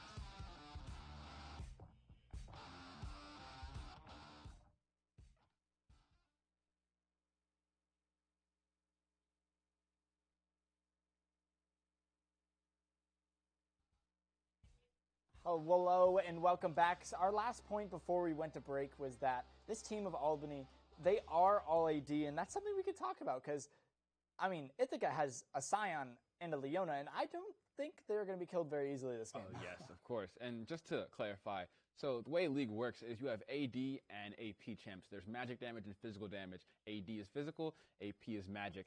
And you need to build resistances to each one. And armor builds resistance against physical damage, and magic builds resistance against magic. And now, when a Scion has a lot of armor and your team has no magic damage, you cannot kill the Scion. And that's what's going to happen today. I agree. I mean, you can't take out, the Galio. Galio is going to be dealing some magic damage. He's not, but it's not going to be enough for Scion. He will be dealing magic damage, so when we say there's no AP, there actually is some AP in the side of Albany. It's just he doesn't do enough damage to really take out the Scion. Yes, because Galio, he's more of a champ that is a hybrid tank mage. Yeah, he's where he wants to be able to engage fights and focus down certain people, but he does a little bit of damage. They nerfed him a while ago because he did way too much damage and still was unkillable. Yeah, it needed to happen. 100% they needed to nerf him, but it is, We'll see, though, because if this Galio, he builds a rocket belt, maybe even gets a Morello if he needs it. True, and we got to think about the Senna. As she scales and collects more souls, she will be getting the extra armor pen. Oh, so yes, it's the Kraken Slayer. Yeah, so she will be doing damage to the Scion. So the Scion will be completely unkillable. And here we are in game 2 between Ithaca, who are on the red side, and the University of Albany, who are on the blue side. And Ithaca currently leads 1-0, and we are hoping that Albany will be able to steal a second game and get them into a 3-game series. And let's see how things turn out. We have a much more tame level 1 this time around. Yeah, lame. Give me invades, please. This is no fun. Exactly. But, I want to see an ADC get one shot. yeah, I know. I want to see someone die. But this is just a normal fan out. Nothing super fancy. I'm thinking we'll probably won't see much before level 3 or 4. Junglers will probably just want to clear, full clear even, especially the Lilio. Just want to get to that 6 as quick as possible. But all jokes about level 1s aside, I do want to highlight the runes coming out here from the bottom side of Ithaca College. We have the Hail of Blades and Aftershock for Tristan and Leon respectively. That is a very aggressive combo. They want to take advantage of Senna as early as possible. They do, and with the cleanse getting put on CF card and the Ignite for Manwalers, that's what they want to do. I mean, Albany has also followed in with the cleanse Ignite as the non-default summoner spells, but it's I can't say that Ignite will be used that much from Braum in this fight. Yeah, there's a chance we see a level 2 all-in bot lane. I feel like there's definitely a chance for it. And with Sandbag starting bot side, we might even see an early game top side towards this Ornn. Oh yes, I would love to see that. As Eli had showed that on his Gnar, he can take well advantage of Kafu. Let's see if he can do the same thing on this Scion. True, I mean, it's a very different pick looking to do very different things, you know? Oh yes, of course. And I think it's very odd that they decided to opt away from the Gnar, which it did very well. I mean, you got to think though, but they opted away. Out of all the 5 champions that Ithaca played last game, only one of them got banned. So they could have just basically run it back without a blitzcrank. Yeah, it would have been perfectly fine. But they chose to go a different route, which I mean, I'm not upset with. I think their team comp does very, very well into what Albany's put into them, and I honestly think Albany's comp is really good. They have a lot of appeal for the Senna coming to the late game, and they, as they were last game, are looking to scale, but they now have more early to mid game presence. Very true. It's one thing that I didn't consider is that exactly how differently this game will play out. Because last time Albany, they wanted to wait. This time, as you talked about, they have more agency. They have more ability to make plays happen and more ability to fight for those early drakes. Last time, they didn't get a single objective. Not one. I think they got a tower or 2. They might have gotten a tower or 2. I think they got first tower, actually. But as you're talking about, we're seeing a level 2 engage from Manwalrus onto Rune. I mean, the concussive blows will not proc on Manwalrus, so you just be able to get out safely. But that's the power of that level 2 engage coming through. Oh, yeah. It's what Tristana likes to do. You see her in the mid lane often like to bully around those mages. But in the bot lane, she still has the power to show her ability to bully people around. That she does, and I mean, they're going to have Prio too. I think we might even see, I know we were talking about before these objective fights, I think we might see like a level 6 5v5. I would not be surprised with that. Oh yes, there are 4 TPs in this game. People will be flying around the map. The Galio will be ulting on top of people. Corki has the package. Lots of mobility around. And they're very strong level 6s. Like you think about Sion's ultimate is a semi-global. Galio's ultimate is a semi-global. It's like, and it's doable. Senna's ultimate is a global. CF card is getting engaged on. He will just use the rocket jump to get to safety. But yeah, Senna's ultimate is a global. So that's another thing to take. You see that. I'm not sure if Albany is aware, but Sandbag is currently on the bottom side and decides not to take any Krugs away. Oh, we are going to see a gank though into the top side as Zhao has come in on the Sion. He takes a lot of damage actually. He doesn't have to blow his summoner spell, which is good, but he probably will have to use his TP to get back to lane. Yeah, very well played from the side of Albany. They just taking advantage of this lane that Ornn can actually survive in. They managed that this time because he's not just being bullied the entire early game. That, you know, a gank or 2 that way will actually be beneficial and help the team get along through this game. I mean, it will, and I mean, it has been working out. Like, looking at the Ornn's ahead in CS right now, which is very different than what happened last time. Oh, yeah. I want to point out Eli on Sage's teleport. That could be something to very look towards. The first Drake of the game, so the Cloud Drake is going to be spawning right now. So there is a potential for an early fight if we see it. Lilia is towards the bot side. She will have to run as Graves is Invade again and Flash? Flash for flash. Yeah, flash for flash blown from both of the junglers, and that's another important thing to look at going towards these dragons, because if one team doesn't have access to a pit, I mean, I guess they both have mobility, but it's like not having that flash is very, very key. Oh, yes. Neither jungler has a flash now, but Lilia is unable to cross walls while Graves can still. True. Very important to note.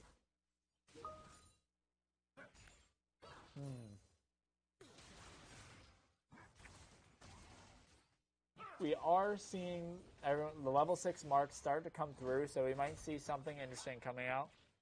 Lazaga and the mid laner from Albany have hit their level 6s, so they will be coming through, although top lane has not gotten there yet. And yes, it seems that Kafu has hit level 6 first, but doesn't mean he wins this trade. Yeah, it doesn't. Graves is also looking for another gank, but he doesn't get it out as Lazaga flashes the emote as he runs away. Yeah, he says, you know, I'm safe, but you tried. Yeah. It's gonna be.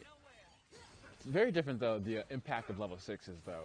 While Lazaga gets a bit more damage. And here we go. Lazaga walking into a bush, getting taunted back into the team. He will have to blow his flash, but he will survive for the time being. Oh wow, I'm surprised we haven't had first blood yet.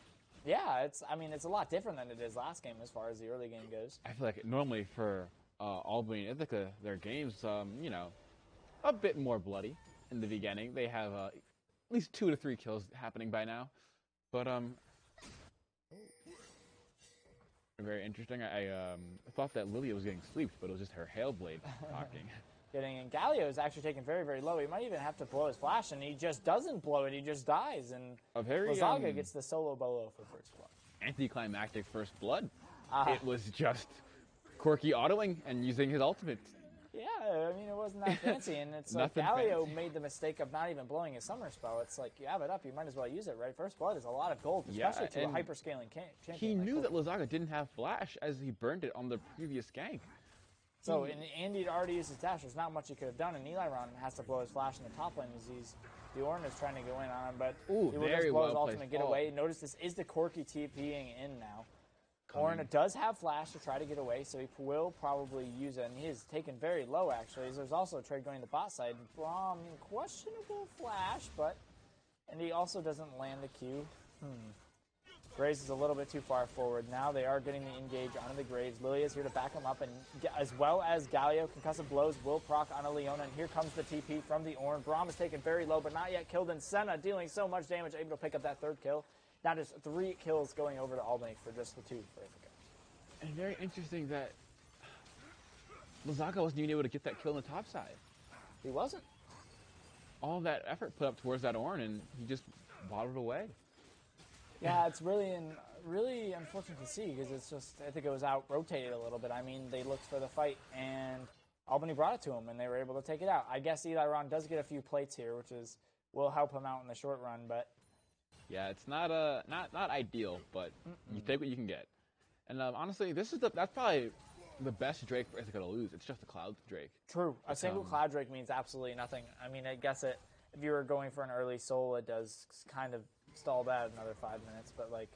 Yeah, and the second Drake is Mountain, meaning we might get another Ocean Soul. We could, which would be kind of huge, because like, I mean, even we just saw it right there. Using the vision to get these fights is something that's so, so strong. And so being able to have the extra bushes to hide in, like, oh yeah, playing with vision is something that they could. And Eliron and Sandbag teaming up to take away almost the entire topside jungle from Graves. I mean, this isn't the first time this has happened. This is the second time, and we are getting a replay of this engage. Tristana just jumping a little bit in too far, so she gets taken down really, really low. Oh, she jumps in actually a second time into the Galio stun. That's not good. Come on. A very interesting time to jump back in. I mean, we know CF Card likes to do that with Kaisa, but I was really hoping he wouldn't be doing that with Tristana, but I guess he will be. He did his best. He tried to be aggressive. Cleanse getting blown from the Senna. Oh my goodness, she just gets taken out very, very quickly. Braum now running for his dear life, and he will get out, but I guess that's what happens when Senna gets picked off. She even used her Cleanse there, and she just pretty much got one shot. And I can understand why CF Card goes in so much now. He does a lot of damage. I mean, he does. He just has to know when he can go in and when he can't go in. And Eliron's proxying the Ornn. That's unusual. Yeah, but we said that Singe would come, but not in this way. His presence is felt. You normally Singe with one proxying waves, not Scion, but he does what he wants. If it works, it works, right? And Ithaca's getting so much plate gold. Oh my goodness. Yeah, there is. While the kills are even, there's a 2K gold lead for the side of Ithaca. Yeah, and I mean it's because of all the plates they're getting, all the CS advantages they're getting around the map. It's like they have a CS lead everywhere. Like there isn't a place on the map where they don't have a CS lead. Support, I guess, but I'm not. Oh man, you got your support ahead. Oh, 3 CS. Oh boy. But one thing to talk about is item spikes and power spikes here. You see that Senna is she's still farming up to get her Kraken Slayer, but I feel as if the Tristana, she's at her Noon Quiver and a big bounty on her head, and a team fight popping out really quickly. Coming out, they will blow it up the Braum ultimate. It is now Trist is jumping in, I guess. And again, he does a lot of damage, but again, he's still squishy. Yeah, it's not even that he jumped in on him once. He jumped in on him twice, and now Orange getting dove underneath his own tower. Sandbag actually is the one to fall, and oh no, this is falling apart for Ithaca right here. This isn't really what you want to be doing. Orange is taken rather low, but he does have the red buff, so he will be regenning up. And Galio is around. Oh no, Eli Ron may have pushed his luck a little bit more than he should have, as he will get taken down. A little bit of an overstep from both Eli Ron and CF Card. Yeah, this is exactly what you talked about before, that Ithaca College, they have a lot of skill, but sometimes they push it a little bit too much, and now their goal lead has disappeared. And they're limit testing again. It really seems like we're getting some of the old regular season games where they're just running it down to see what happens. Yeah, but this is playoffs. This is not the time. This is not the time to do that. But luckily, they still do have a reasonable foot in this game. They big items purchases coming in, as Corky has purchased the Immortal Shield Bow, and Scion has finished his Sunfire Aegis. This is a good spot to be in. And unfortunately though, Kuipers is also picked up, and we're gonna go back in to see CF Card overstepping. He thinks he does a lot more damage, but he has his 2 little hops, which result in him falling. Like the Guardian proc. The Guardian proc is massive, and then look at it's just going back into seeing a little bit of an overextension. But back into the game, Ithaca is going to be getting this first tower with the Rift Herald, which is very, very good. Getting the extra gold with the Corky is so valuable. Very true. Although they're not going to be in range for tower plates, so I guess Sandbag will just get a 500 extra gold of the Lilia, which is nuts. And she is going for the AP style build with the Landers going to be coming out shortly. Yes. Coming down in the Graves, Braum will flash as well as Graves. The ultimate does come down, and holy damage is coming through. Lilia sleeping the Graves.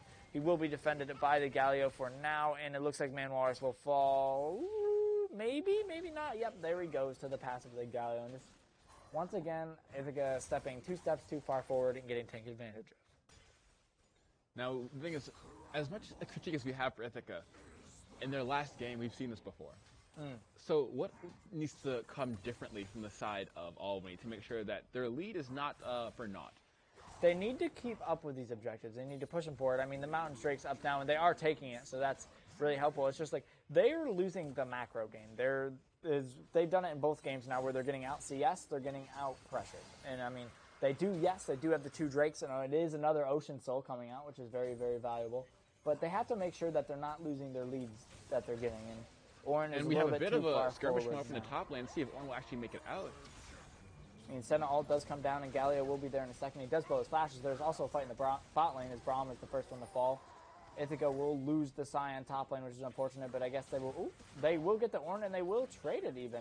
As Ithaca might even get 3 members. CF Card is blowing his flash. He will not get the reset jump off of his thing, but he just needs a few more auto attacks. No, he will get... the cleanse will get popped. Rocket Jump should be coming up soon, but he decided not to wait for it and to go in. He has the Kraken Slayer, so he's doing lots of damage, but not quite enough yet.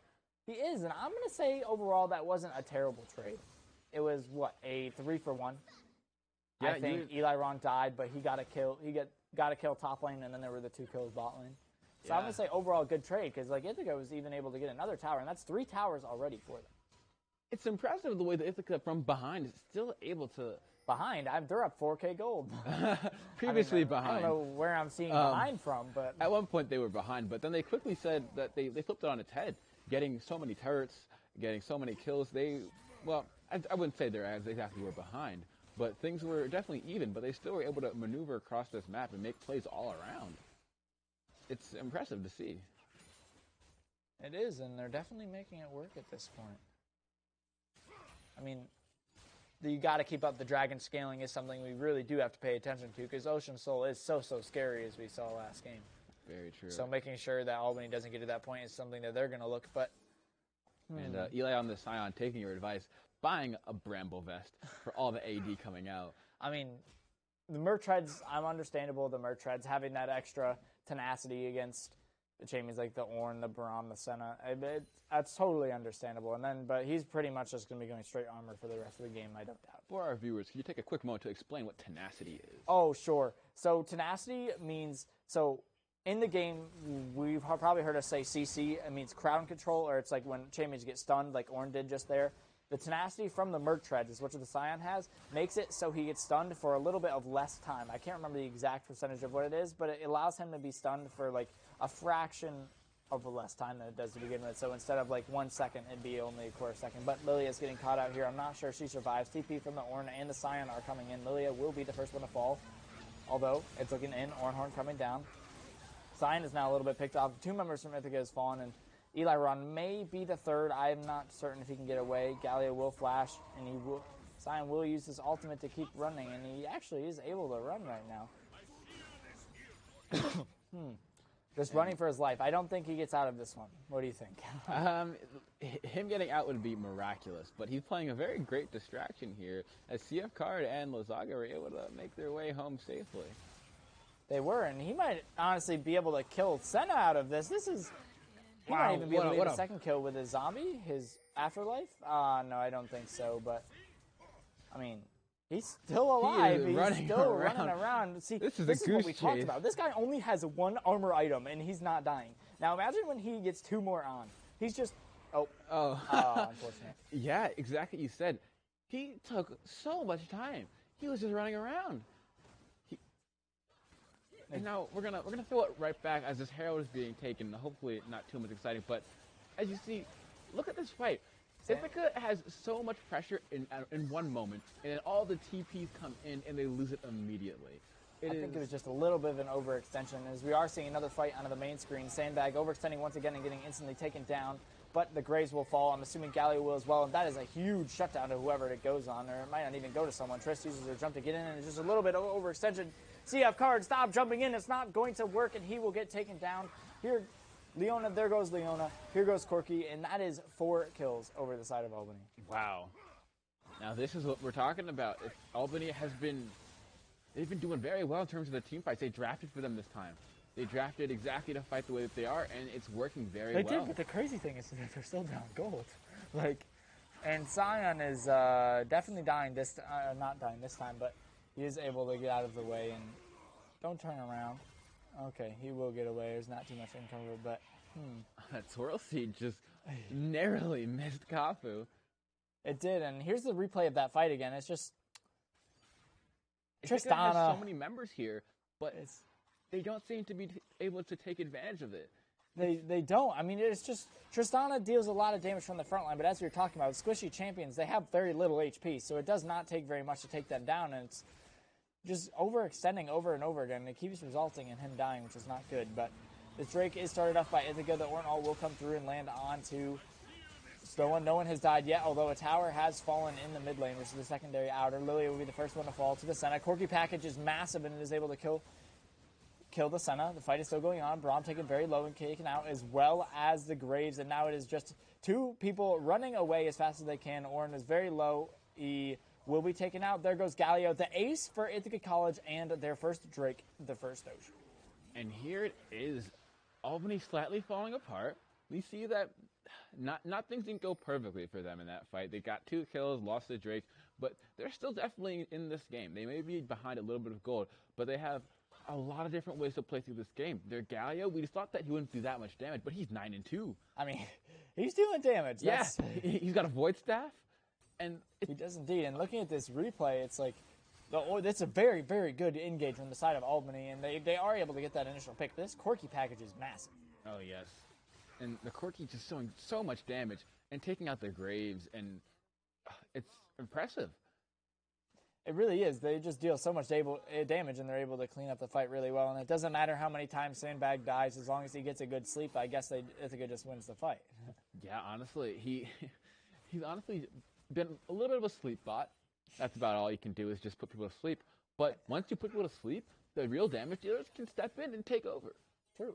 I mean, and if it's what's working, right? This Corki is starting to scale up and deal a lot of damage. I mean, Cyan's dealing a lot of damage, and he's building full tank. Yeah. So he did buy the Tiamat though, so he's probably going to be opting towards the Titanic Hydra.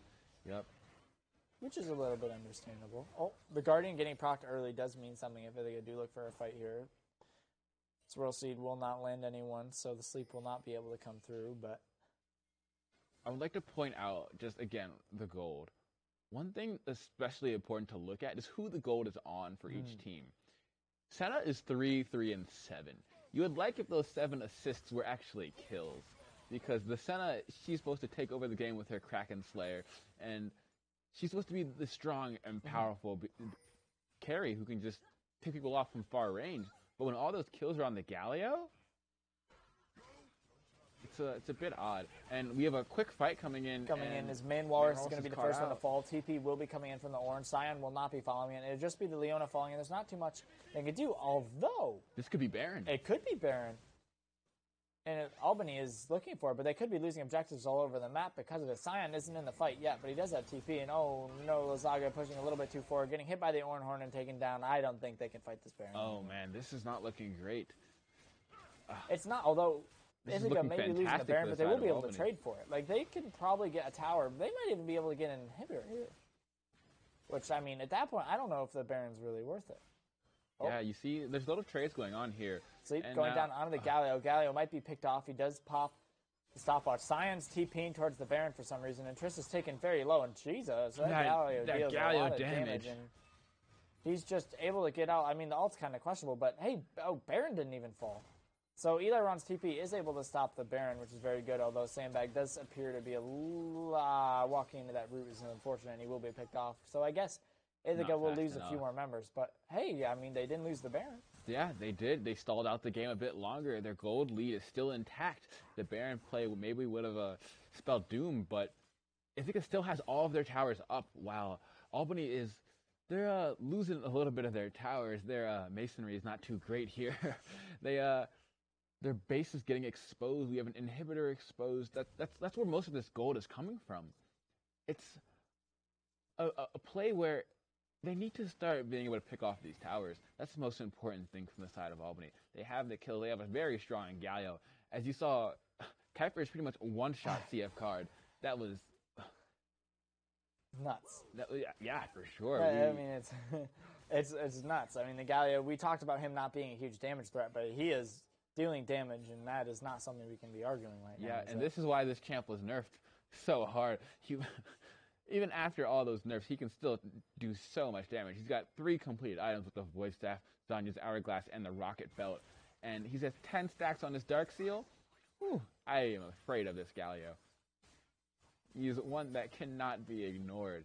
And the strongest thing about him is that he can be in a side lane, and he can fly in with his ultimate or a TP. I mean, he's always there. Yeah, he has a lot of ways to end the fight, but we also have to talk about the forever scaling that this Corki has. He's just going to keep scaling, and he's not going to stop, and he has 3 items, 3.5 items with that Sheen. So Corki's going to be dealing a lot of damage as well in these fights. Very true, very true. And he has the package. Oh, Solar Flare does miss. But Lilia does still have ultimate if they so wish to use it. They are trying to use Vision in their own jungle to stay away. And look at Ithaca's just getting so much pressure, I feel like, for free. Yeah, I'm unsure as why Kuiper is playing so far back. He is an incredible strong We are seeing the engaged Braum comes in. Here comes the Galio as well as the Ornhorde. Big package able to zone off most of the team as Lilia's in the zone. I mean, look at Graves. He already is out of the fight, and there he goes. He gets killed by the Corki. That's 2 kills for Ithaca, 3 kills for Ithaca. Corki actually does fall, and so does so does Triss. Galio just, oh my goodness. This Galio is just dealing such a surprising amount of damage. It's really driving me crazy. But the triple kill for Lilia, and I mean, maybe even the quadra kill eventually if the Ornn isn't able to deal enough damage. But it's going to take a bit to kill him, but they should be able to eventually. And there it is, the ace for Ithaca College and the Drake. Oh, here it comes. Ithaca is getting their second Drake. If they can keep stacking these, we have a long game on our hands. Now, we'll see that Baron is up, but unfortunately, no one can really go for it. And we're going to swing back to the fight we just saw. Look at this. The Galio goes in, only has one member of the team. He's their mage damage dealer, but he's on the backside. So Ithaca is able to pick off all the members, but that's why this fight goes so poorly for the side of Albany. Galio is not where he needs to be. He does damage. He does damage, but on the wrong members. I mean, he pretty much just did half of Tristan's HP with one Q, so like, I'd say he's on the right numbers. I just feel like the fight was too split for Albany. You know, Albany want to be fighting more together. They have this huge team fight. They have these huge team fight abilities, and they're just not using them very well, so which allows their Senna, like, Senna and Graves just pretty much got picked off. It's like they were alone. They didn't have any peel, so they want to be looking for more of that peel, but Galio is so fed. Yeah, it's... I've been in games like this before. When you're having a great time in your own lane, and then you look down to see a 13-3 Galio, and you start sweating a little bit. But you hope that you can push through, and we'll see if Ithaca can push through this Galio. As he just picked up a needlessly large rod, that might spell for a fancy little hat. Might be a fancy little hat. I mean, I wouldn't be surprised with that. I mean, even a Cosmic Drive wouldn't surprise me either. But yeah, he's got the gold. He does, and he's using it well. Like, oh yeah, just looking at this, no member in the game is even close to him. He's got 12k gold. Oh my goodness. I mean, the Scion has 12, just a little bit over 12k too, but he still has 500 down on the Galio. Like, the Galio is an insane amount of gold. Yeah, wow. Looking at differences, Ornn has not existed much in this game. He's been CC, but he's had some ultimates that have been useful, but yeah, he's just not. I mean, as you talked about earlier, he's just getting taken advantage of in the top lane. He's just not able to really do anything. But thinking about Ornn in general, how he plays, he can have a gold deficit and still be incredibly useful, actually. Very true. His Ornn Horn will always be a reliable form of engage. It will always be a good zoning tool. It will always be a threat that he'll have to be afraid of. And as the game progresses further and further, he'll be getting these levels which he can get the upgrades. And we know he'll be looking towards that Galio to upgrade that rocket belt. That's for sure. That will be the first, I would presume would be, or the second upgrade rather, as the Senna has already been upgraded, I believe. Maybe not. The Ornn is level 14 though, so we will be able to, it's level 14 I believe, right? When yes. the Ornn is enable. So do you mind explaining that really quick? Well, just to explain Ornn's passive, he's able to do two things. During the laning phase, he can build items whenever he wants. Normally, you can only build items in your shop. But Ornn is a very special champion, as he is a blacksmith. So he can build items during lane, as I spoke about, but he can also turn any mythic item into an upgraded version. If you look at his current item furthest to the right, that is a Turbo Chem Tank. But once he has upgraded it, its name changes and it becomes a much stronger version of itself. It normally provides 300 health. It provides about 500 now. So a much stronger item. You can do that for any item on his team. It's like around 1,000 gold and extra stats that the Ornn items will give total. It's total. To like once he gives all 5 items, it'll be around that much gold total. And I don't remember. It's Chemtank Putrefier, I think, is the name of. They all have some. They have some. Fun There's and some pretty cool names for the Ornn upgrades. I can't say I know them very well, but I know that they are really fun. And I'm assuming, yeah, the next one will go over to the Galio and then probably the Senna. But the next Drake does spawn in a little bit over a minute, so we do have to get aware from that because like we have to realize that whatever team gets this next will be on that soul point, which is something that's very, very valuable. Yes, and just to go off of the Turbo Chem Tank, the upgraded version is the Turbocharged Hexperiment, a wonderful name. I wasn't even close. But that is a really cool name. Yeah, and Scion is looking to be a little bit picked off. He will drive himself away with his ultimate. They don't really do much damage, but if they are able to CC him, they will kill him eventually. Very true. It's we're playing a very controlled game around objectives right now. We've been talking about objectives all game, and this dragon spawns in 30 seconds. So Ithaca has 30 seconds to prepare to get to this objective. As you see that Albany's already there. They're fully ready. They got their vision there. Their junglers here, locked and loaded, ready to go. They even got a tower. Oh, yeah, they got their first tower. First tower of the game, second tower of the series. But we do have to be aware, though, that Corki does have the package. And as we saw in the last two Dragon fights, that package is able to deal so much damage. And, Drake is now spawned, hasn't been started just yet. Oh, it has been started now, as it is around halfway killed. Lilia is now in. Oh, Sandbag is in maybe the a little back bit early as Drake is taking a little bit low. And this fight is not going very well from Ithaca, although the Drake has not died yet. He gets taken down by the Graves, followed by 3 kills over the side of Albany, and it's already a lost fight for Ithaca. I'm not sure what they wanted to do. They were really, that was just clumsy. I mean, I feel like they might even lose the Baron here as well. Yeah, I would like to just highlight how aggressive Ithaca was for not having any control of that Drake. Oh. As Frisk gets flashed on, oh my damage, she almost gets killed by that Galio. She deals so much damage. I mean, he has the book. He's trying to add more pages, and unfortunately he won't with that. But yeah, and oddly enough, the Orin has upgraded everyone but Braum and Galio. He upgraded Orin's Graves. We're gonna actually quick back as Baron is being taken. We're gonna throw it right back to highlighting this Drake Corki fight. package so far. But look how split this fight is. Like, Corki's out of the fight before he can even be in the fight. He doesn't even get a chance to use his package. Wow, this is unfortunate gameplay from the side of Ithaca. Normally we see their fights are much more together. Yeah, they were very, very split here. And I mean, that's kind of been the theme of this game for that team. It's just they're kind of just going in on their own, doing their own thing, when they really should be trying to be more of a cohesive unit. Yeah, having these split fights where members are alone, that's not a way to win a fight unless you're having a 1v3 machine going on like last game where they were ahead in every role. But this time, things are a lot more even. That gold lead has finally diminished. There's a 10 kill difference, and Galio has picked up the fancy hat. The death cap, the Rabadon's death cap, and I mean that finishes off his build for the most part, unless he decides to sell that Magi's. But yeah, he's got the upgraded arrow pack now. We've got all sorts of items coming out from the side of this Orin. And I mean, as Albany's starting to take more towers, their gold lead's starting to increase anymore, and I think we might see a fight here. Orin and Galio do have TP, but the Sign is going in and missing his ult. There comes a TP from the Orin as Graves will have to use all of his abilities to try to get out. Here comes the Horn. Solar Flare will land on 3 members. Notice how Senna did blow her cleanse there. Scion will fall, but a lot of important summoner spells did get blown. This is things are looking great for the side of Albany. It's time for them to go in. They can pick off these super minions or enhanced minions from the Baron buff, melting this tower. Orin just upgrading his final teammate. Things are looking great. I mean, they really are, and they should be able to push into this inhibitor hopefully soon. Those 2 cannon minions are just chunking away, and there's not really much that Ithaca can do about it at this point. Yeah, honestly, this Galio has really taken over this game, being the force that Albany needed. We said previously that they needed more team fight. And there it is.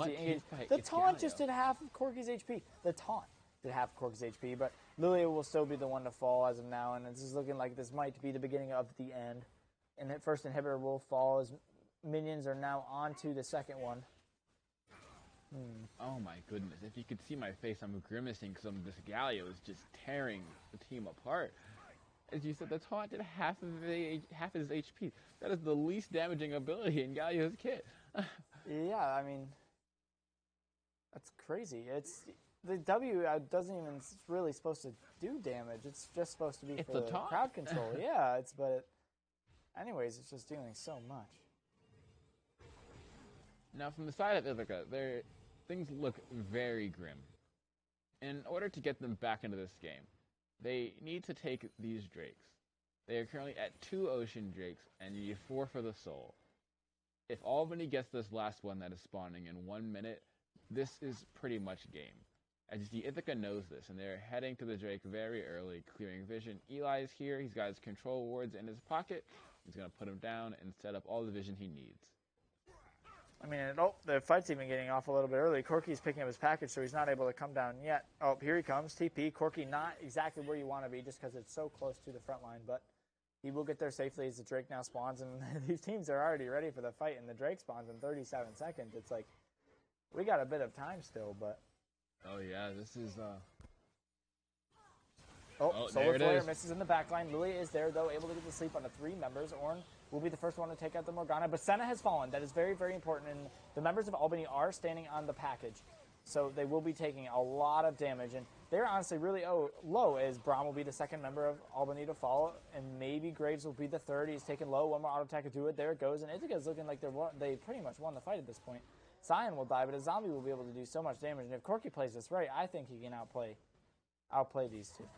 Yeah, he just has to be careful. Oh my goodness, the big one. The big rocket able to deal a lot of damage, but don't push out too far, Zaga. He's got a lot of HP. This Ornn assassin, mage, tank, warlord, warlock, man of death will kill him. Oh my goodness. Oh man. And the worst part about this is that Ithaca has to deal with their base. They have super minions just coming in and taking control. Manwar's got it. No biggie. It's unfortunate that his teammates weren't able to help him out. Lazaga was struggling there. But he may be pushing a little bit over as the Ornn has decided to stay, and because of this Warmogs that he has, he will heal up very quickly, and now he's putting pressure on him. Trist is not here just yet, although it is important to notice, though, Albany does not have their jungler there yet, and it looks like they just will be focusing on the dragon. Okay, there's the Drake. Trist fell, and so will Lilia. Braum did flash his importance, but that's big.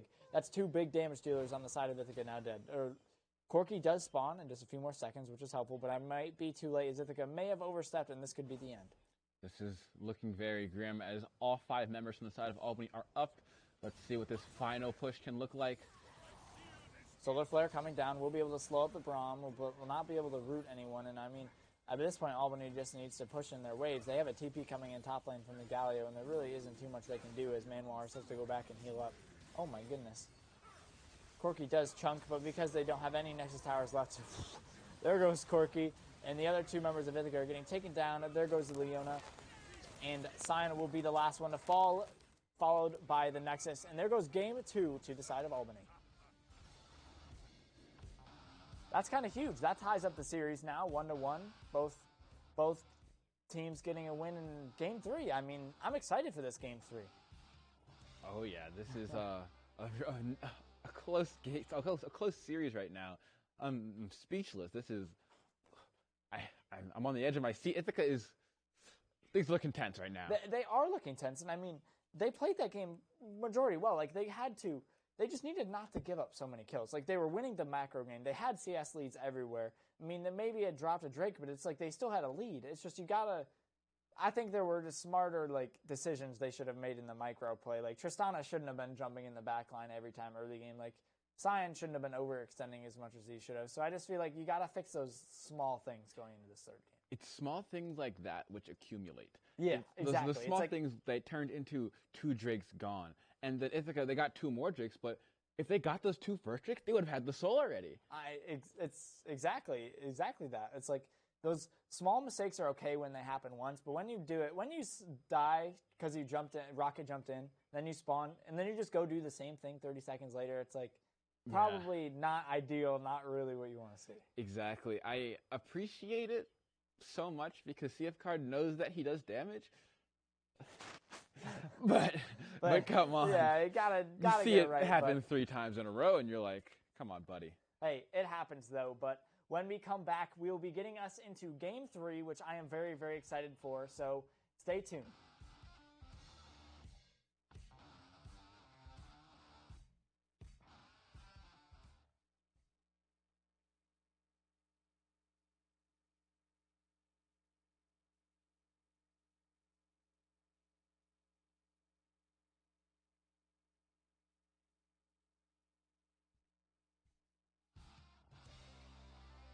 Welcome back, guys. And before we get into this Game 3 draft, which should be starting really shortly, I just want to get into a little bit of what we saw from Game 2. It's like, I think Ithaca should have just run it back with their team comp. They changed their style, and I don't necessarily know if that's really what they needed to do there. Yeah, they thought that if their opponents adapted their style, that they needed to adapt as well. But realistically, their first comp did wonders. In that same scenario, they were able to still have the Drakes under control. They were still able to have strong lanes, but the Sion, it was cool. Was it good? I don't know Not about that necessarily. I'm not. I'd say go back to the lanes in which you know you're winning. Get the Gnar to control that top lane. Get a mid laner which was more steady and can handle and take control of the Galio potentially. But it's just also that Galio in general. That Galio was massive. It just got so many kills funneled into him that he was able to deal so much damage. I'm not sure the champion it was the issue. It was just like all the kills that Ithaca were blundering over were all going to the same champion. So it's like, and there's not much you can really do about it. The way that they were team fighting in general was just very well from Albany. It's just looking at them having all members all over the map at all times. Yeah, for sure. And looking at this replay that's coming up, we'll be able to see like a prime example of that. It's just like a little bit overstating. Like, look at this Corki package. It's so good, but the fight is just so split that they can't do anything. And I mean, we'll see in the back end of this fight, the Galio, like, almost one-shots the Tristana with a Q. Like, look at that. That was so much damage dealt over the Tristana. That was crazy.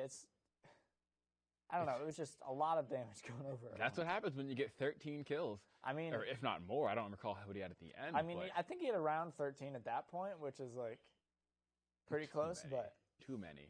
It's too many. Too many is a very good way to put it. And think about it this way. Imagine if those kills weren't on Galio. If they were on Senna. That's a lot scarier. Yeah. Senna from the back line, having Galio just peel for her, and her just pick off every single member, much scarier. I think that's the whole, it's not about the Galio itself. If I see Ithaca ban with a Galio, I'll be like, it's a good ban, but it's just the team play in general. Just take away more options for them to have good team fights. Play more skirmish-oriented like you were before. Get those objectives early. And don't try to play around the team fight game that Albany loves so much. And I agree. And going to this replay that we're going to see now, it's another prime example of what Ithaca were doing. They were just giving up members of their team to try to like get objectives, and it just ended up costing them. Like this dragon right here, yeah, okay, they give up the Ocean Soul, but because both the Tristana and the Lilia were dead, it's just like they can't defend their base. The game's just kind of over at that point. You got to stop those overextensions. And honestly, at that point, it was an act of desperation. Yeah, they didn't agree. have much else they could do. Agree. He was like, I got to get this Drake, no matter what happens. And at that point, it cost them the game. But you could have said the game was over at that point. But I mean, but that just like confirmed it, like signed the check that said it was done. You know, exactly. That's like they could have maybe stalled it out. I don't know if the game was 100% over if you lost that Drake, but I mean, it is really huge. You don't want to give it up, but like. Yeah, giving away the Ocean Soul would have been.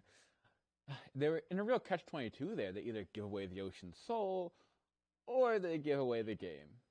Yeah, but going into this draft 3, I am looking for a little bit of a change. Bans are looking, well, I mean, there's only been one ban, but it's looking kind of similar so far, as Lucian is the first pick taken off the table, followed by the Hagrid.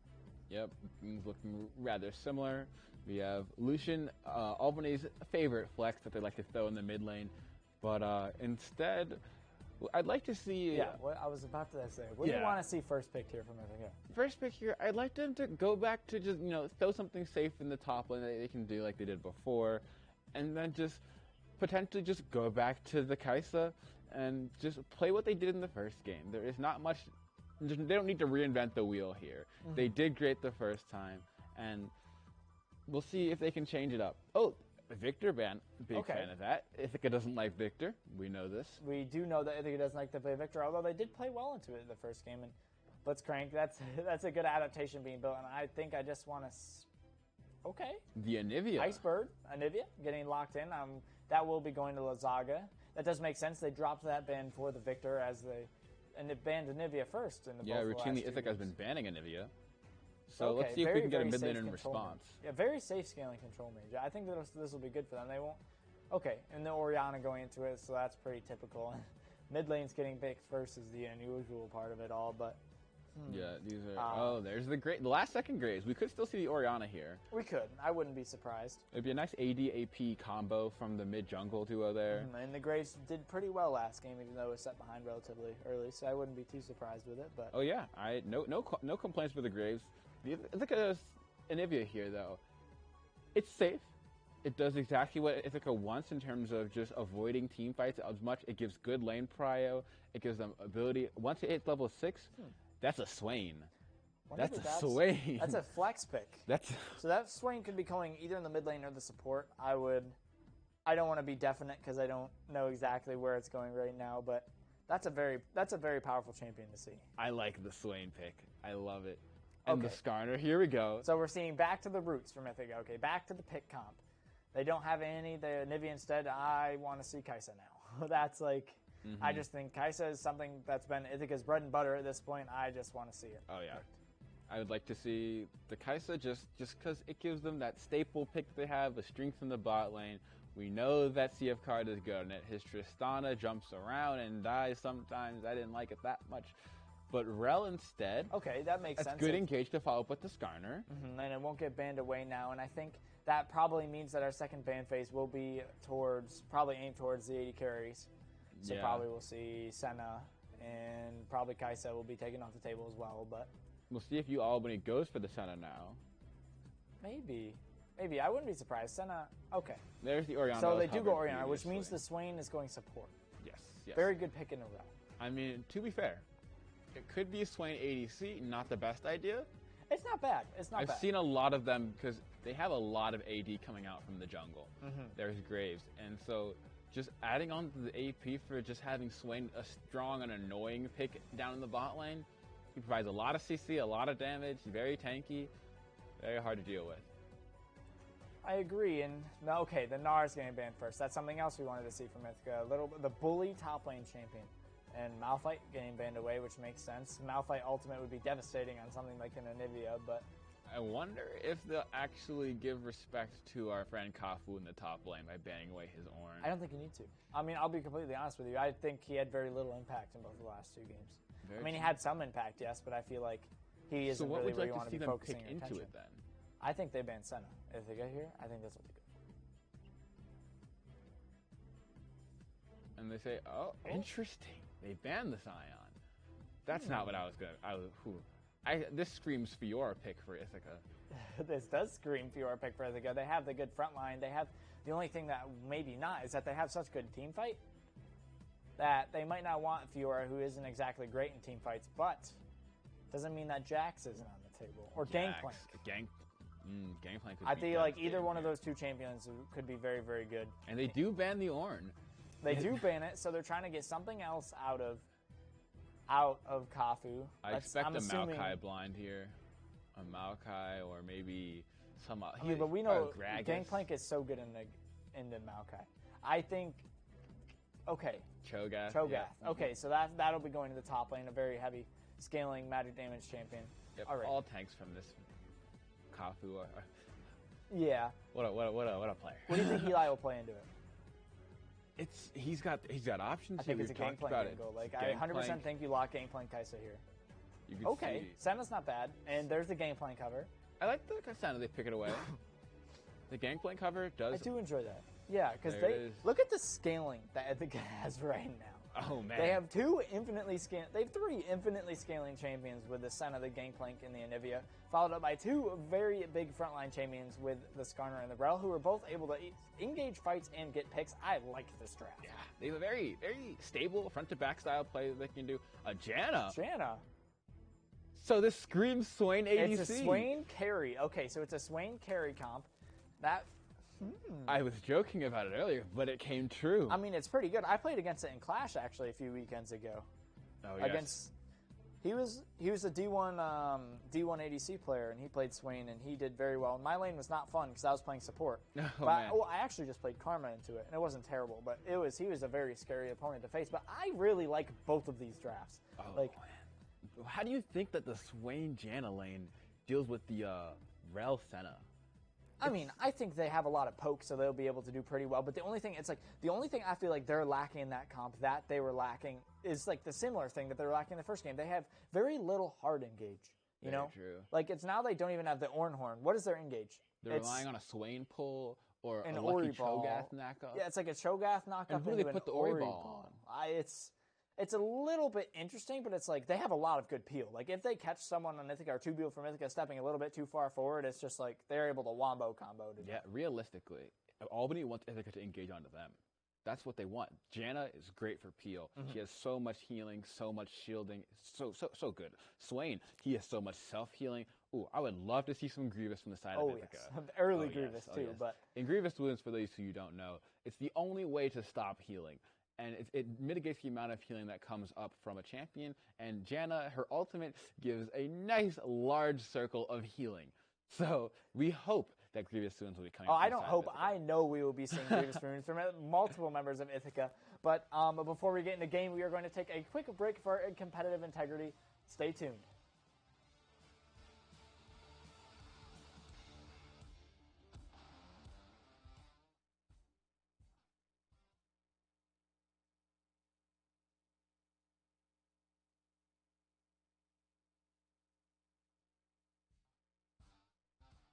Welcome back, guys. We'll be getting into Game 3 in just a moment. And as a reminder, this is the match point, and it is playoffs. So whoever loses this game gets eliminated from this ECAC tournament, and that's pretty huge. That's scary. That's very scary. So Ithaca, they have to play the very best they can. In Albany, they have to do the very same. Both of these teams, they're fighting for their lives here. And I think that we're going to get a great matchup so far. I agree. I think it'll be a really close game. I mean, we've seen the first game the first game wasn't necessarily close, but the second game was back and forth. Even though the first game was rather close in the beginning, they had very contentious ways of fighting. While both sides played very differently, Ithaca didn't exactly win in every lane. I mean, they did, but they didn't dominate in every lane. Yeah. But they basically got every single objective, which is the most important part. So I agree. I think this game will be a really, really big objective game. It's whoever can stack these drakes the quickest to get that soul will be very, very important. But I'm just kind of thinking about it. We haven't seen much gank pressure going on, but we are getting into game. Welcome. I've already said it 18 times, and I'll say it again. The match point teams are fighting for their lives and their seasons. This is huge. One thing I would love to see here is what potential we'll have of the jungle support duo with Sandbag and Man Walrus. They've been playing together this whole game, not like all the time, but when they do, that's when they've had the most success. I'm just thinking about that first game at the Blitzcrank rooms. It's like when those two play together, they play very, very well, and we aren't seeing anything too fancy coming out of this level 1. But which honestly is good for the side of Albany. They have their only CC level 1 is the Swain hook, which Rel wants to go in on you. Oh, yeah. Rel wants to be in your face. 100%. So when you pull her in, she's like, all right, I guess I'm going in. And they do have immediate CC from the form of either Nivea or Senna, but it seems that we have very relaxed level 1. Just getting vision. You see, what are these lanes looking like? I see a winning lane top side. Oh, for sure. We have relatively even 2 control mages into each other in the mid lane. And then we have the very interesting bot lane. Rune TMC on the Swain. I'm excited to see what he can do, how he can show us that Swain ADC, or I guess, what do you call him? APC? Yeah, the bot lane carry dude. definitely. I mean, it works pretty well. But it's like, the one thing we do have to pay attention to, though, is that we talked about a lack of AD or AP last game. This game is a lack of AD, as the only member of Albany who will be dealing the physical damage is the Graves. Oh, yeah, for sure. And if he gets behind, if he's unable to get success in terms of his farming, and if the Skarner wants to invade with his laners, he'll be behind. Level 2 game, top lane, actually. Elaron's even still level 1. He hasn't done anything too much yet, and Cho'Gath is taken very low, but that is first blood going over the Graves. Oh, and I said if he gets behind, but more importantly, if he gets ahead. Janna did just have to blow her flash. That's kind of huge. But yes, this Grave immediately getting a kill. Maybe behind a little bit in farming, but Graves is a very fast farmer. He has no struggle keeping up with Skarner in terms of farming. No, he does not. That is for sure. And here he is again. Going for the spam ganks is not what we've seen from him before, but he doesn't, or Lazaga doesn't really have a jungler to back him up right now, so this Graves is doing work. I mean, he only has 1 camp so far, but he's blown 2 flashes and gotten first blood, so it's like, I'd call that worth. Yeah, he's playing out of his mind. It really is. He's a red buff, but here he is. Here's Sandbag. We talked about him if he'd be invading, and he did. He decided, I know you're ganking, but I'm just going to respond with some invading, taking your camps. I mean, he only gets a blue buff this time, but it's better than nothing, you know, and Oh, this is very exciting. I am loving the performance coming out from their jungler right now. It's not something I was expecting. No, neither was I. This is different than they played so far, doing those early aggressive plays, but I mean, it's working out. And clearly, Ithaca wasn't expecting it either. Yeah. Elimination was pushed up, and he said, I will take advantage of you, Cho'Gath. And Graves said, not so fast. Let me show you what I can do. Whoa, that hitbox on the start. That was, huge. yeah, I didn't know that was little. Yeah, it's not. But whatever, I guess a hit, right? I mean, I know that Kuipers is a little upset about that one hitting right now. But I mean, I didn't lose much HP because he got his shield off, but like, it's a little bit questionable. But look at the CS difference. Kuipers took full advantage of Lazaga having to back. He did indeed, and now we're seeing Sandbag go for an engage in the top lane. The root will land onto the Cho'Gath, who is now trying to run to his jungler. He will blow his flash, but he is running towards the pillar, but Graves is up there to save him, and Eliron and Sandbag will just run away. Again, we have a Infernal Drake as the first Drake here. So, potential Ocean Soul for round 3? It could just be. I mean, it's not out of the picture, that's for sure. So again, this is highlighting the importance of these Drakes. If we see a Cloud Soul, then Ithaca may be able to play a more lackadaisical manner where they ignore the Drakes. I mean, Cloud Soul and Ithaca would be huge, because it's like, Gangplank ult, Skarner ult, those have such long cooldowns, and having them up quicker would be very, very helpful. Like, even with the Senna, that would be very nice. But. Very true, very true. But Anivia, her ult's always up. Yeah, it's a, oh boy, from a 2-second cooldown to a 1.5-second cooldown. Oh, I mean, that is, kind of nice, but at the same point, it's not, It's not game-changing there. Yeah, It's just, nice quality of life change. True, for sure. But looking around, we see a very small, if not lead for the side of Albany with their gold here. Yeah, it's very small saying they got first blood already. Yeah. And it's all on the back of their mid laner, though. You see, and their jungler. Well, actually, not really. The jungle is probably about even because of the amount of CS that Sandbag has up. Yeah, they have to be relatively close. So, but I do see that there's a 10 CS lead in the mid lane. That's where we're going to hope that Lazaga, once he hits 6, he has that amazing Anivia prio that she can get from her Glacial Storm ultimate. That hopefully that we'll see the gold even out a bit more in the mid lane. Indeed. And I am looking towards this first Drake now, though, now that it has spawned, and we see that Albany will not have first pressure on it just because Anivia has not hit 6, sorry. But once she hits 6, we'll have infinite wave prio, and there's just nothing really Anivia or can do of it. But Graves is paying towards mid lane, another potential gank coming on. We'll come down. We are moved away. Graves is here. He is level 4, and Egg will not be popped. Oh, my goodness, damage. So much damage is being dealt. And actually, Lazaga was able to slay Zhao. That's huge misplay. That's a huge misplay. Lazaga playing very well, showing that his level 6 is incredibly impactful and not one to be ignored.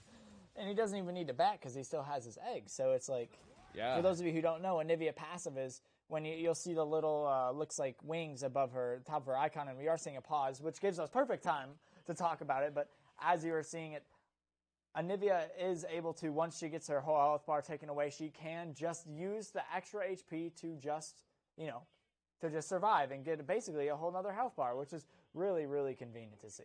Yeah, it's important to note the fact that Anivia, once she is in a state of her Egg, she is most vulnerable, but it allows for her teammates to follow up and potentially save her.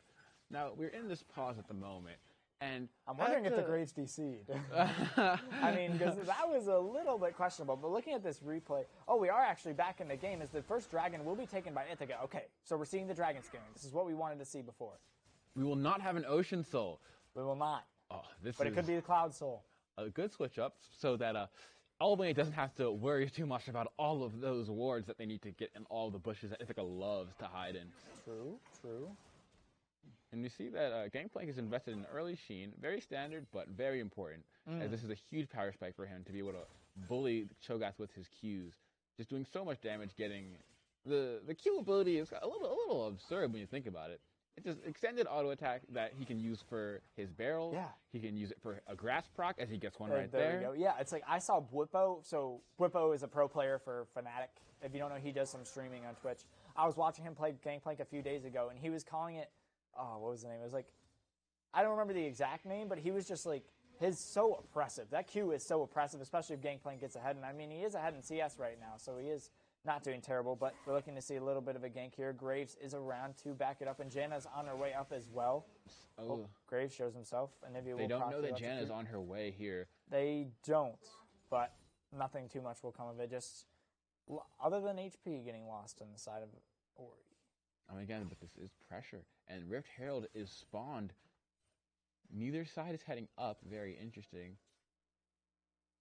And you see that Gangplank has backed, and he has his ultimate. His ultimate is a global circle of just damage and slow, which just is more of a nuisance of anything. It's not the most impactful thing, but it can do lots of damage if you do not exit it. It really can, and Ithaca was just able to steal away the blue buff, and they might even be able to look for an And engage. here it comes. There's There's the the Gangplank Gangplank ultimate engage. Swain will be ulting back. Cho'Gath is a TP. I don't think Ithaca really has a TP at this moment to follow. And, it is not the Cho'Gath. It's the Orianna actually coming down. But I'd say good overall as long as Manwalrus doesn't get stunned. He's taken very low, and he will end up getting killed by the Shockwave. So overall, a 1-for-0 kill. And, no, it looks like they might even be able to dive as now Graves is coming to show the fight. Anivia is on her way, though. That is important to notice. Sandbag will get engaged on. He will be forced to flow his flash, and he is alive for the moment. Although just a tower plate will fall. If Anivia can get a wall on Orianna, maybe something can come of it. I mean, she does get the wall, but she isn't able to use her ultimate, and she gets taken very low and actually has to blow her flash. That's not very clean. Very unfortunate for Lizaga. He roamed down all the way from his mid lane just to burn his flash. That's kind of rough. That is pretty rough, and I mean, I guess he'll be getting a little bit of gold up there, but there goes the Iron bonking away at the Cho'Gath. Just as he's slowly starting to accrue a little bit of a lead in the top lane. And you see Rel hopping in right before the recall comes in. Not even close, right? Not even a little bit close. Honestly, he had all day. He could have stopped for a coffee break before he backed there, but that was... Oof.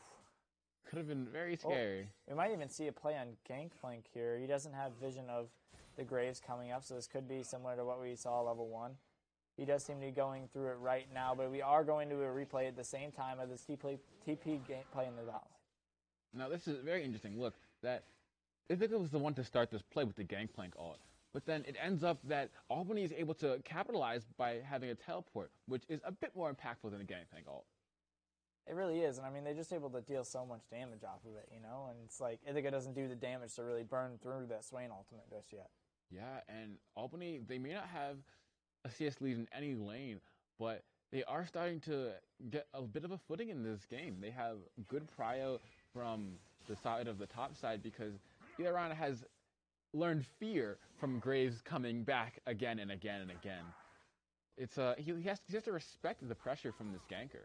He does, and I mean, we can even see that we might see potential for a Skarner gank here. I don't know, probably not. Looks like Cho'Gath will just be opting for a back as Skarner can use to clear his camps, but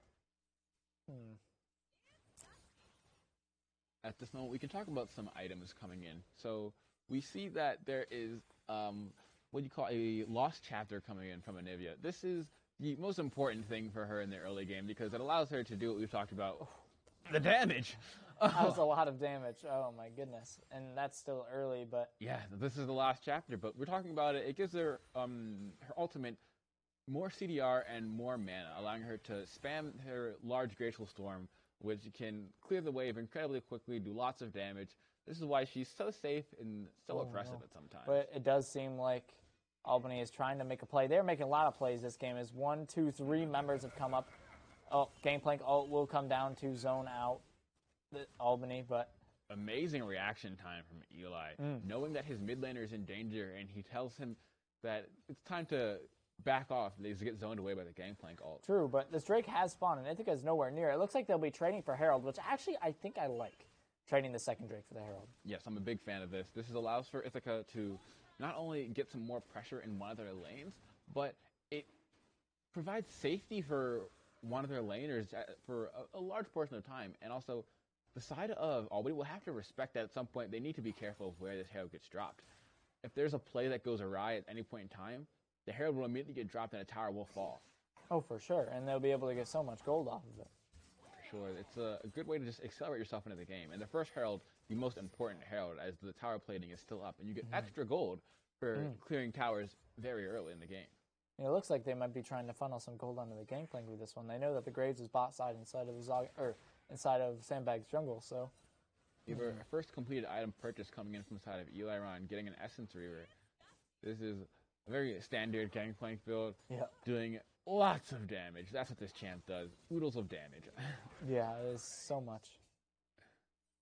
You see, he even forgoes buying his upgraded boots to get this Essence Reaver, which makes sense, as he wants to ensure that regardless of where he is, he will be a threat on the map. And you see, he is actually, all of Ithaca's laners right now are doing incredible in the CS department. Yeah, they're doing like what we talked about earlier. They just have that little bit of macro advantage that it's just they haven't seemed to lose yet. They just got to play the map a little bit better, I suppose, and Very true. Not lose so many fights in unimportant ways. But it's the Q spam underneath the tower. Cho'Gath can't really do anything about it. He just has to take it. Yeah, you feel bad for this. And this is what, again, talking about Kafu's champion pool. When it's just tanks, it makes it very easy for an experienced laner like Eli to pick a pick that can just take advantage of it. And we are seeing advantage getting used as Rift Herald here. It's able to take first tower and the mid lane tower at that, which is arguably probably the most important outer tower to take. Oh, yes. But and Janna is locked up as there comes to be a small gank here in the bot lane. Graves has now shown up. Rel still is mounted, so she can use her W to re-engage. Garner looks like he's coming down. He doesn't have the temp tank up yet, so there's not too much that can come of it. But, oh, Nivea getting a lot of damage taken from her, actually, which is, Oh, man, just looking at the side, it's like the amount of damage coming in from all of the lanes. Yeah. It's, looking at, there's going to be, and they have so many ways to engage as well. They scale. The more I look at this comp and the more I see it play out, I'm getting more and more afraid for Albany. True, but I mean, you got to think of the point that Albany's fight, they want to peel and they want to pick. That's what they want to do, and we can't really see that from what they're doing in this laning phase. So we haven't really seen the true potential of what they can do. Exactly, which is ever so slightly concerning, though, because when you have a comp that scales so well against a comp that wants to pick you off, and the pick comp isn't really doing that early, it makes a little bit of a problem. And this Cho'Gath is tearing apart Gangplank. He really is, although Gangplank did get the cannon, so hashtag worth. But, and so is Swain. He's taking a whole bunch of damage. Holy moly. Just small trades, though, coming across the rift. Nothing too scary for anyone. Gangplank's just retreating to his barrels, knowing that this is much safer over here than it is over there with you, Mr. Gentleman Cho'Gath. Giant dinosaur, who's only going to get bigger as this game continues. And we see more item purchases coming across. We see Leandri's Torment coming in from Anivia. Very much a big fan of that, being able to shred through the Cho'Gath. I agree. An item you talked about briefly during the break, Everfrost coming in from Swain. I think it's a good item. I think Everfrost is a really good item right now, especially when you can match it with the CC that he will be able to do. So it just allows for some extra time. But we are seeing a little bit of a fight, a 2v2 here, as Graves and Cho'Gath are going against the top side of Ithaca. And Flash had to get blown from Sandbag in order to retreat safely. That was very well executed from the side of Kafu. I'm not sure if you noticed that he buffered the Q the moment he was suppressed. So when Sandbag tried to drag him back, he was knocked up during his ultimate. Very well played. Very well played indeed, and luckily he had Zhao there to save him as well. So, yeah, despite the fact that Kafu gets bullied very often, he is not one to roll over and let you win. He has the mechanics to keep on keeping up with Eliron. And he's showing it off in this fight right now. He is a bit behind in CS, but that's all right when you're a tank who's mostly there to just be a front line for your team. It is important to note, too, that the next Drake will be spawning in 20 seconds, so that is very, very big. It'll be the first Mountain Drake, and as we know, it starts to scale armor and magic resist as the more Drakes you get. Oh, Janna gets rooted up. Graves is there to back them up, so not too much will come of it, but Janna, wow, taking a lot of damage. She even has to blow her heal, although Senna is forced to flash.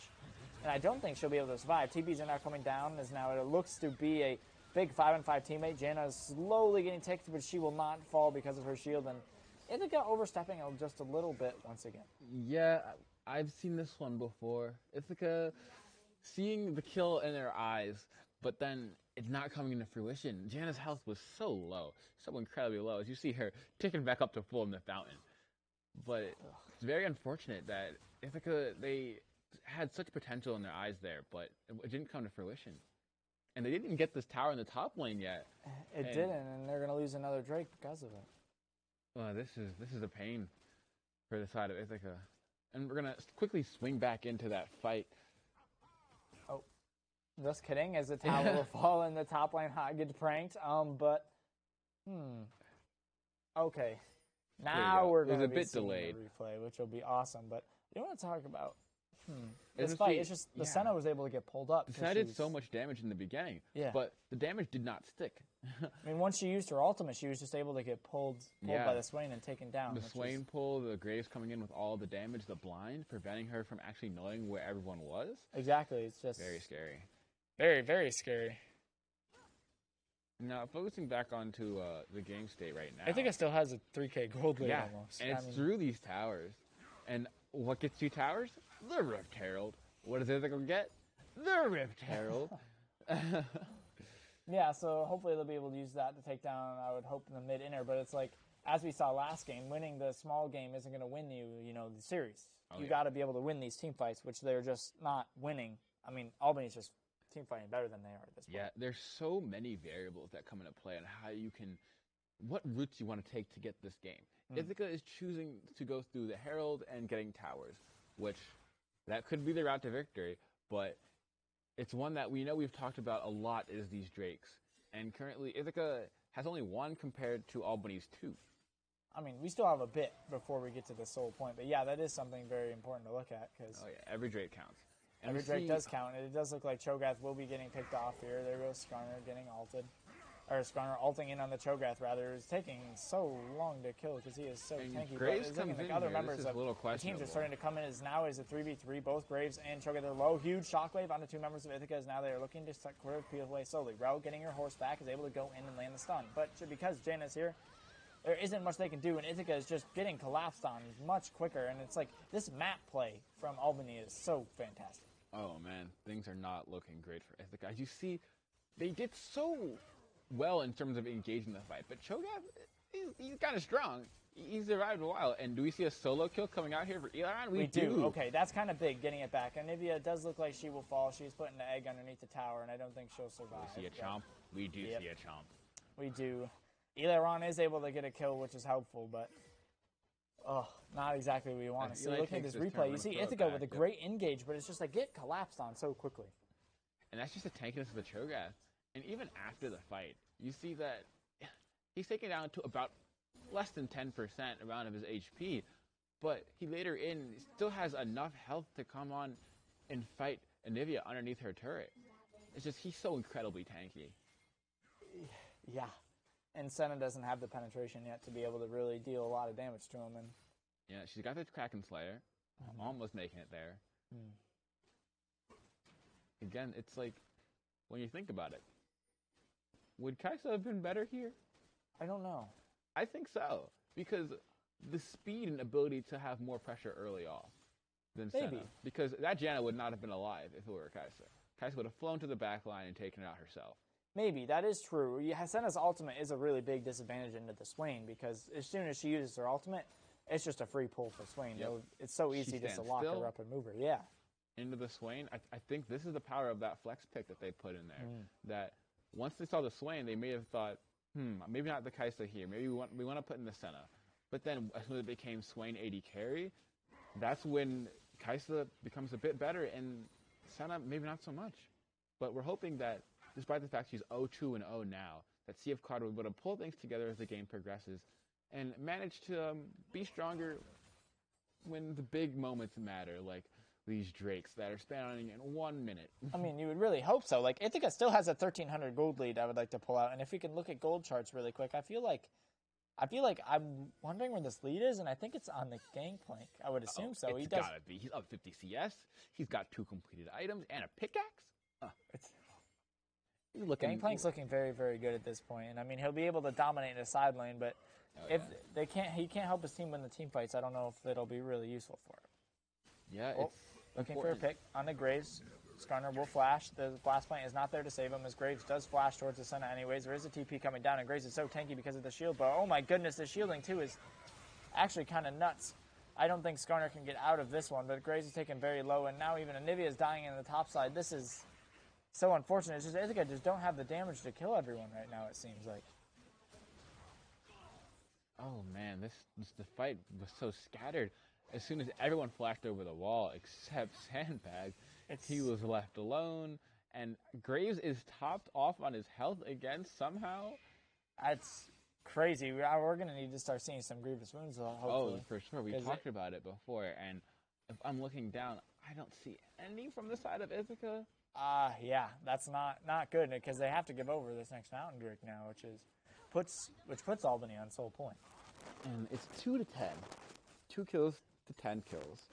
Ithaca somehow has kept the gold even with 4 towers to 1. That's where all the gold is. And you see that Gangplank, despite having so much gold, he has not been doing too great with it. In that last fight, he wasn't able to secure any kills. Things weren't too hot. It wasn't. I mean, I kind of think that's because he wasn't there to begin with. It's just Albany has so much survivability. That's just like you can't kill him quick enough, you know? It's like Ithaca's finding the picks, but because they can't kill him fast enough, they aren't able to like do anything with it. Oh yeah, for sure. Their members are incredibly tanky. And just looking at this, Graves, he's taken so low. This blast plant gets him covered in 3 members, but he's almost down here. And look at these shields. These shields are massive. It's the Ori shield and the Janna shield, and oh my goodness, it's so crazy. He's just able to survive for so long. Ithaca can't really do anything about it, but it's absurd. He's able to survive, and the Immortal Shield Bow coming in, topping him off even more on the health. Yeah. I gotta see some Grievous Runes coming out very soon.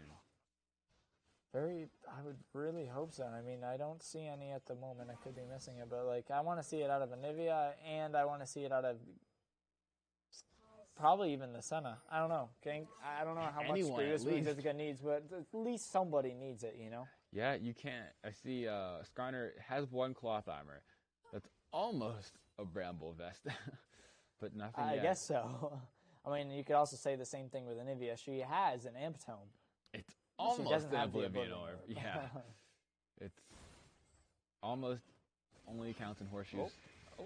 There's a split fight going on between the top and mid lane. Zaga will be put into his egg, and I don't think he will be surviving, although members of Ithaca have come to show up. Rel is now in on 3 members of the team. Graves is taken very low, but the Janna ult is just healing him so much, and Gangplank had to use his ult boss side, so he will not be able to use it, and it will be Ralph of Manwars falling. And now this is looking like they're going to turn their eyes on the Baron here. And there's not much Ithaca can do about it. Orianna is keeping Gangplank busy in the bot lane. The flash is blown. Quite a bit of damage.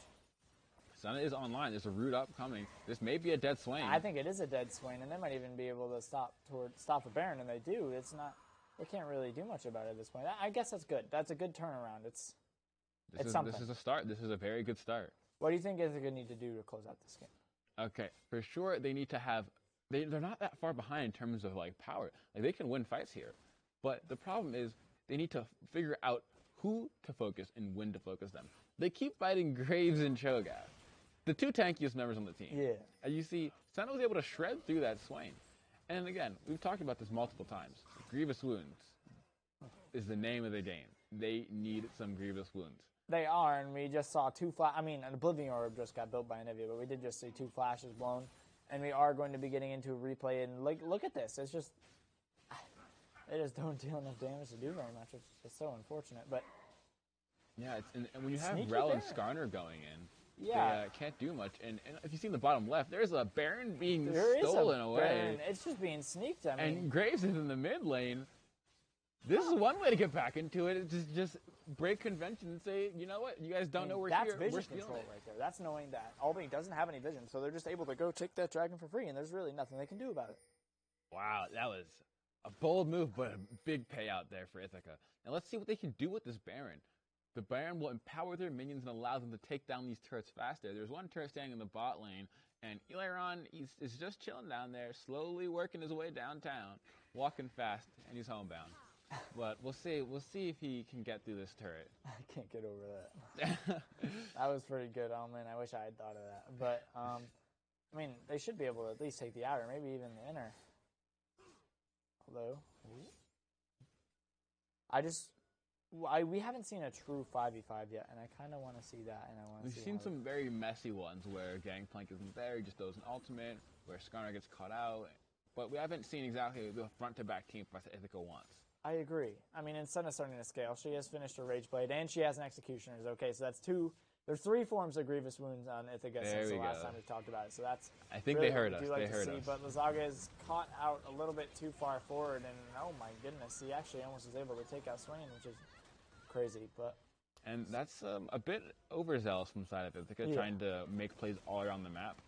But when you're alone, that's how you get picked off. Yeah, especially since they have to blow the cannon barrage. Ithaca, I'm not sure if you want to do this. You only have 3 Whoa, members. Janna! Oh my goodness, that Janna damage was actually so huge. And Skarner's able to ult away the Graves. He will get the shield and the stun. The shield bow will be procced, and he will be taken very, very low, but not yet killed. And Senna pretty much gets just one shot, and there goes Rel. And Ithaca begging for a little more. You can choose. It's a 4v5, boys. I'm not sure if that's what you want, and they didn't want it as 4 of them get taken down. Again, it keeps happening where Ithaca, they see the damage coming out, and they're like, oh, they see the blood in their eyes. They're like sharks. They're like, oh, it's ready to go in. Yeah, but they just gave up a mountain soul. Yeah, it's like... Sandbeck is staying. He doesn't want to, though. Yeah. And I was going to say, maybe he could steal this. Gangplank barrel? Question Not mark? like that. Can we see a gangplank barrel steal this Drake? I mean, that would be kind of nice, but... Nope, a little bit too late. He does not grab it. It's unfortunate. So that is the Mountain Soul going over to Albany at this point. And it's 3-16. They have 4 Drakes under their belt. The gold lead is miraculously not horribly in favor of Albany, but things are looking great. They have a 7-0-3 Orianna with completed Archangel Staff, Void Staff, and a Verdant, I believe the AP scaling item that turns into Banshee's Veil. Yes. It's things not looking great because that Orianna can shred through any member of the team. Skarner doesn't have nearly enough magic resist. Rel, not too tanky. They both have Brambles, which I don't know if 2 Brambles was necessary. I mean, we did say we want to We want to agree with so this, I guess but they're just listening to us, right? But yeah, they heard us, but then they heard us too much. Because when you have the multiple Brambles, it doesn't like stack. The effects don't work off each other that well, but at least one of them will be used in every fight. Very true. Very true. But we did see a glimmer of hope in this one fight. Look at this. You'll see Janna's health instantly disappear. There it goes. That's just a little bit of an overextension. The Rel, I don't know. I feel like it was a 4v5 going into it. I don't really know if they necessarily needed to take that fight because, like, look at Senna. It just gets absolutely destroyed. Your Maybe bottom go back right, to the main Janna's screen, caught I'm out. seeing a fight as Janna just gets picked off. See, that's good. This is potential. I think that's who Ithaca need to pick off at this point. I don't think they can really 100-0 anyone else at this point. And so the Janna is the most important target, I would think. Yeah, the Janna's been the one keeping every member alive. That Cho'Gath survived very long, Graves survived very long, and Janna's been the reason why. For sure. And, I mean, they did have to blow the Skarner ultimate, but... Might as well take out the support when It's a good kill to take, and Ithaca's grouping up here looking for this inhibitor tower. It's very impressive. Despite being over 10 kills down, Ithaca is still pushing it to them. They're only down 600 gold, but this could be a massive shockwave. It does land onto the Anivia. She does have eggs, so she will still be alive for the time being. Rel goes in from engaged. She's able to land on 2. Anivia is now back, although health bars are still not very low. There goes Rel. Anivia has fallen to make the second. Eliron is very low. His shield bow will be procced. He will get flashed on by the Swain and eventually will not be killed as he runs away. There it is. An auto from the Graves will take him out, and that is a 3-for-0 trade. Ah, man. I think that last fight we saw something that maybe just a problem of the champ's design for this team fight in terms of Rel. Rel, we've had this conversation before, me and you, Jared, of how much she loves to go in. Oh, yeah. Rel's love to go in, and it's not necessarily the easiest thing to get out. So it's like, it's honestly very, very difficult to get out. So I don't know. It's just... Yeah, it's very hard because you don't have the proper front line when your front line is in the back of the enemy's team. And it's starting to seem desperate from Ithaca. Yeah. Maybe there are a little bit of the mental games involved, but it doesn't seem like they're playing with straight heads right now. Yeah, and it's very difficult because it's good. They can't see how close the goal is. Yeah, I know. They just assume, they don't have this wonderful cam that we have that displays everything. Yeah, I know, but they're not playing with their heads right now, which is not necessarily good to see. But Albany are playing out of their minds. Yes. They're collapsing on these fights so well, and as we'll see in this next fight, Ithaca try to look for an advantage, but Albany is just so strong. And you see the Rel flew into the backline already and was taken out, and now people who do damage are stuck to their lonesome, and Skarner is running away, and he's the other tank. So when both of your tanks are nowhere to be found, who's gonna take all of the damage that's coming out from these 7-0 and 6 Oriana and 4-2 and 7 Swain? You don't want your Anivia to be stuck in her egg alone, surrounded by these members. It's Oh, you're not. And the Baron is now getting started up by Albany. Ithaca isn't really in the position to fight it right now, but they could still look for a fight regardless. I don't think they should. Senna's not around, and she won't be around. The Cho'Gath will just do so much that there's really nothing they can do. They aren't going to contest it. Graves secures it, and that's Baron to Albany. Oh yeah, and things are just looking harder and harder for the side of Ithaca. As you see, this Cho'Gath is humongous. He's giant. He's a monster, and it'll take a lot to take him out, that's for sure. Yeah, and just to explain how Cho'Gath works for all of our viewers at home, the more his ultimate goes off, which allows him to just consume an enemy, and the more he consumes enemies, the larger he grows, gaining more and more health. Oh my goodness, Anivia is taken down very, very low, although Skarner will be able to take down the Oriana in response, and that is a big kill to get. The Oriana had a huge shutdown, and getting that over the Anivia is very good, although they still have 4 members to deal with. Now, Elder Drake spawning in a minute. That's always another point to keep. An Elder Drake spawning, and Oriana will just be spawning for with a TP. So she'll be a little bit late to the fight, but let's see if Ithaca will be able to actually get to this fight and take things to Albany before things go horribly wrong. I mean, I believe they can. Oriana will be spawning before the Drake comes, and she does have teleport, so we'll be able to come, but oh no. This is a dangerous This bush. could be scary. The Death Brush and the Bot Tri-Brush. Ithaca has no vision of it, so it could go poorly. Oh, over the wall, engage onto the Janna, not really what you're looking for, but regardless, the fight is looking to start. Big wall is able to deal a lot of damage, actually. Swain is taking very low, but Cho'Gath is not even close to dying. Holy moly, Swain is the first one to fall. Cho'Gath is looking to be the next target. Senna does die because Cho'Gath is just so unkillable, and Anivia is trying her best, but they don't really have the shred they need in it. Cho'Gath is just 1v4ing and winning, I guess, and now that Oriana's back, Ithaca have to run for the hills before they die. Oriana, the flash shockwave will get the kill, and I think this might be the game right here. Yeah, Skyner on and lonesome, and it seems like Albany will ignore the Elder and just decide we'll take your base. I mean, they have supers in the base. They only need to destroy the 2 towers. This is looking like this is the end. Yes, there's not much to be done. This Skyner is alone. He can do all he can. Unfortunately, I see Sandbag. He'll rush in as fast as he can. Dragon. Oriana around best he can, but there goes the first Nexus Tower. There goes the Scorpion. Second Nexus Tower will fall, and here it is. Game, set, and match for Albany. And there's a 2-1 in favor of Albany. That is big. Albany wins as Ithaca falls down in series 1-2, and that is a very well gamed by good game by Albany. Yes. They played that very, very well. Ithaca did exactly what we thought. They needed to go back to their roots and bring out the Skarner, but it seems like Albany was ready for it. They were ready for it. I mean, every fight that Ithaca tried to take, there were just instantly 3 to 4 members of Albany. Like, it didn't matter where the fight was. It's just their whole team was always there every time, and it's just like that team fighting presence was so huge. Yeah, and it didn't seem like the powerful picks from Ithaca that they got really mattered that much. Like, the Gangplank, as much as we wanted to see him make Cho'Gath irrelevant, it just didn't happen. It's just the Cho'Gath just scaled so much, and because of all the assists he was getting, he was just able to keep the fight going, and yes, which is crazy. And when you see the Cho'Gath just sitting in the wall and the Glacial Storm, just taking so much damage, but still not dying and still killing the enemy team members, it just shows you how incredibly powerful he was, regardless of how rough his lane may have been. He really did the best. I mean, going back through all the games in general, it's like, as we saw from Game 1 to Game 3, Albany just kind of just ramped it up. Like, Game 1 looked a little bit shaky. In Game 2, they still lost the early game, but they started to bring out their whole team fighting side. They started fighting for objectives and outplaying it again. I mean, that's pretty much what they did in the third game, too. Exactly. It's exactly what you talked about, their jungler. You talked about in the beginning that their jungler was going to be such a central presence to this game. And then as soon as they thought about that, and from their first game, they didn't really think about the jungler at all. But then they knew that they needed to work around him, and they did so. But here's the Game 1 board for Lazaga, who, I mean, he did so well on that Annie with his Flash Bear smacks. But look at that KD. That's pretty high KD. Like 6-2 and 6 on Annie. He was doing his job, that's for sure. Oh, yes. Annie came out there and showed you exactly how much damage she can do. She bursted through opponents left and right, destroying 2 members at once. It was very impressive. Lazaga, definitely the star player in that first game.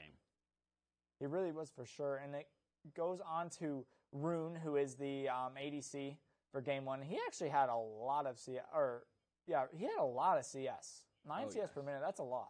Oh, yes. And Rune, a very impressive player in his own right. He may not have been the one who was making all the plays or playing around him like we saw from the other, the jungler and the top laner. We focused so heavily on them. But he's still a very consistent force on the bot side. We saw that on his Swain. Swain was pretty good. I mean, he was just able to survive. They just couldn't kill him. Very unique and very good. And again, that was a strength in drafting. We talked about before that Ithaca's drafting maybe need to step up a bit, but maybe not that was the biggest fault there. But the Swain definitely threw them for a loop. Yeah, it really did. And I don't know, going on to game 2 now, it's like you see the change. You see Albany start to pick up the team fights. And here's Eliron. It's like he just didn't make the impact that we saw him make in that first game. Yes, of course. Eliron, I was so incredibly hopeful for his gameplay, but the problem is he needed to step up. And on the Scion, it just was not it. The Scion was not we expected the Scion to be a staple tank in the top lane that holds you out and it can engage fights very well. That's not what we wanted. We did not need a stable pick. We needed a pick that could roll over Cafu, because Cafu, he is that stable pick. And you can't just say a movable object versus a movable object and hope that, they both do great. They both move. Yeah, exactly. They both move. No. But unfortunately, his Scion was not able to do the greatest thing. But Xiao, on the other hand, he may not have had the highest KDA or the greatest damage share, but he was played around that game and was able to get every single objective he needed to. For sure. They were definitely playing around those objectives. And it's like kind of weird when we talk about objectives, because objectives weren't towers. Objectives were neutral objectives like the Rift Heralds and Dragons. It's like those guys really, really worked around it really well. And they were just able to run away with that second game. I mean, Ithaca had the gold lead for most of it, but they just weren't able to come back with a game. I mean, if you can't win a fight, you can't win a game, right? Exactly. And you saw that they had so much gold. It was absurd. I was confused. They had so much gold, but they didn't have everything that they needed. They didn't get all of those objectives. They didn't get the fights. And everything just slowly fell apart.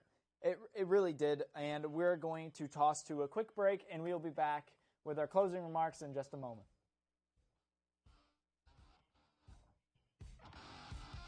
It's good stuff. Oh, yeah.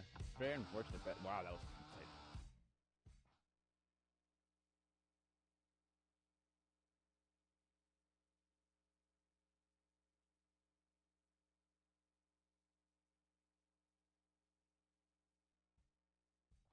We are here joined with Eliron for a little bit of a post-game interview. And Eliron, it was an unfortunate series seeing you guys take it out. But I want to start it off with talking about that Gnar game. Your Gnar performance was pretty exquisite. You were really able to take over the Ornn. Yeah, the Gnar, I was able to take over the Ornn. It was some very close calls. I flashed away at level 3, I believe. And then later on, I was able to avoid his ultimate and then barely get him by transforming at the last second. So those close calls were able to help me accelerate myself. And I was able to kind of take a hold of that game, which I wasn't able to do in the other two, I guess. I mean, that is true, but I'm going through all 3 of the games. It seems like you guys had really, really good macro decisions. Like you were always up in CS. You were always It was just around those objectives and team fights where they were just able to close in on you. So going around that, do you think there was any way you may have been able to stop their team fights or anything you could have what would have been the main thing? Because that's something that I'm struggling to think about right now. Yeah, I think just in general, I think we're better players than them, but they definitely played better as a team, and we kind of lacked that today. So if we kind of played better as a team and we were able to take down those team fights, we would have done a lot better at finishing off the game 2 and also doing better in game 3. Whereas we were better mechanically, I think, than them, which is why we were able to get those CS leads and gold leads. I mean, it definitely seemed that way for where we were going, because it's no matter how many times, at one point I think Manny and Tenzin were 0-6 down in the bot lane, and they were still up 30 CS. It's just that shouldn't happen theoretically, but going through it, just looking forward to your next game. Do you guys have any, now that we know you are out of the ECAC, who do you think will be the big teams to come up? In the ECAC? Yeah, as far as this tournament goes, what do you think? What's your prediction? Looking forward, we've played a couple teams. We were really kind of eyeing RPI to be the best team in the league. Unfortunately, we didn't get the chance to play them, but obviously U-ALBANY is shown to play very well as And also the Golden Knights are teams, so it'll be fun to watch those 3 teams going forward, I guess. I agree with that. It'll be fun to watch. I mean, we had predicted going on it would be the U guys and JW in the finals, I mean, we'll see if that happens. It's a little bit of a, we were hoping for some fun outcomes, but it's not necessarily what we had picked then. But as a last question, looking towards the series and looking towards, honestly, the comp styles, what was your guys' reasoning with changing how your comp worked between Game 1 and 2, even though it went so well in Game 1? Changing the comp, we kind of just were playing it a little bit by ear, but mostly we thought that because Game 1, they didn't really do anything, we thought they would make a couple of picks that would be more proactive. They didn't, and we kind of were thinking about that and making our picks sort of in that manner. And yeah, they didn't really play as proactive in any of the games, but yeah, it was a really interesting style because they were playing more around, really, as you said, being reactive instead of proactive, which is something that we don't normally see. But thank you very, very much for the interview. And as just a recap, it has been a great series today, with the outcome being 2-1 with Albany winning over Ithaca. And as just a reminder, I am Jared Cameron Anderson. This is Mark Runes Gregory, and this has been Bombers Live.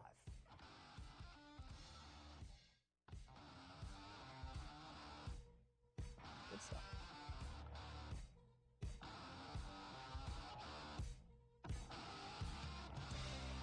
Yes, please. It'll feel good. My questions are bad. I'm such a bad interviewer.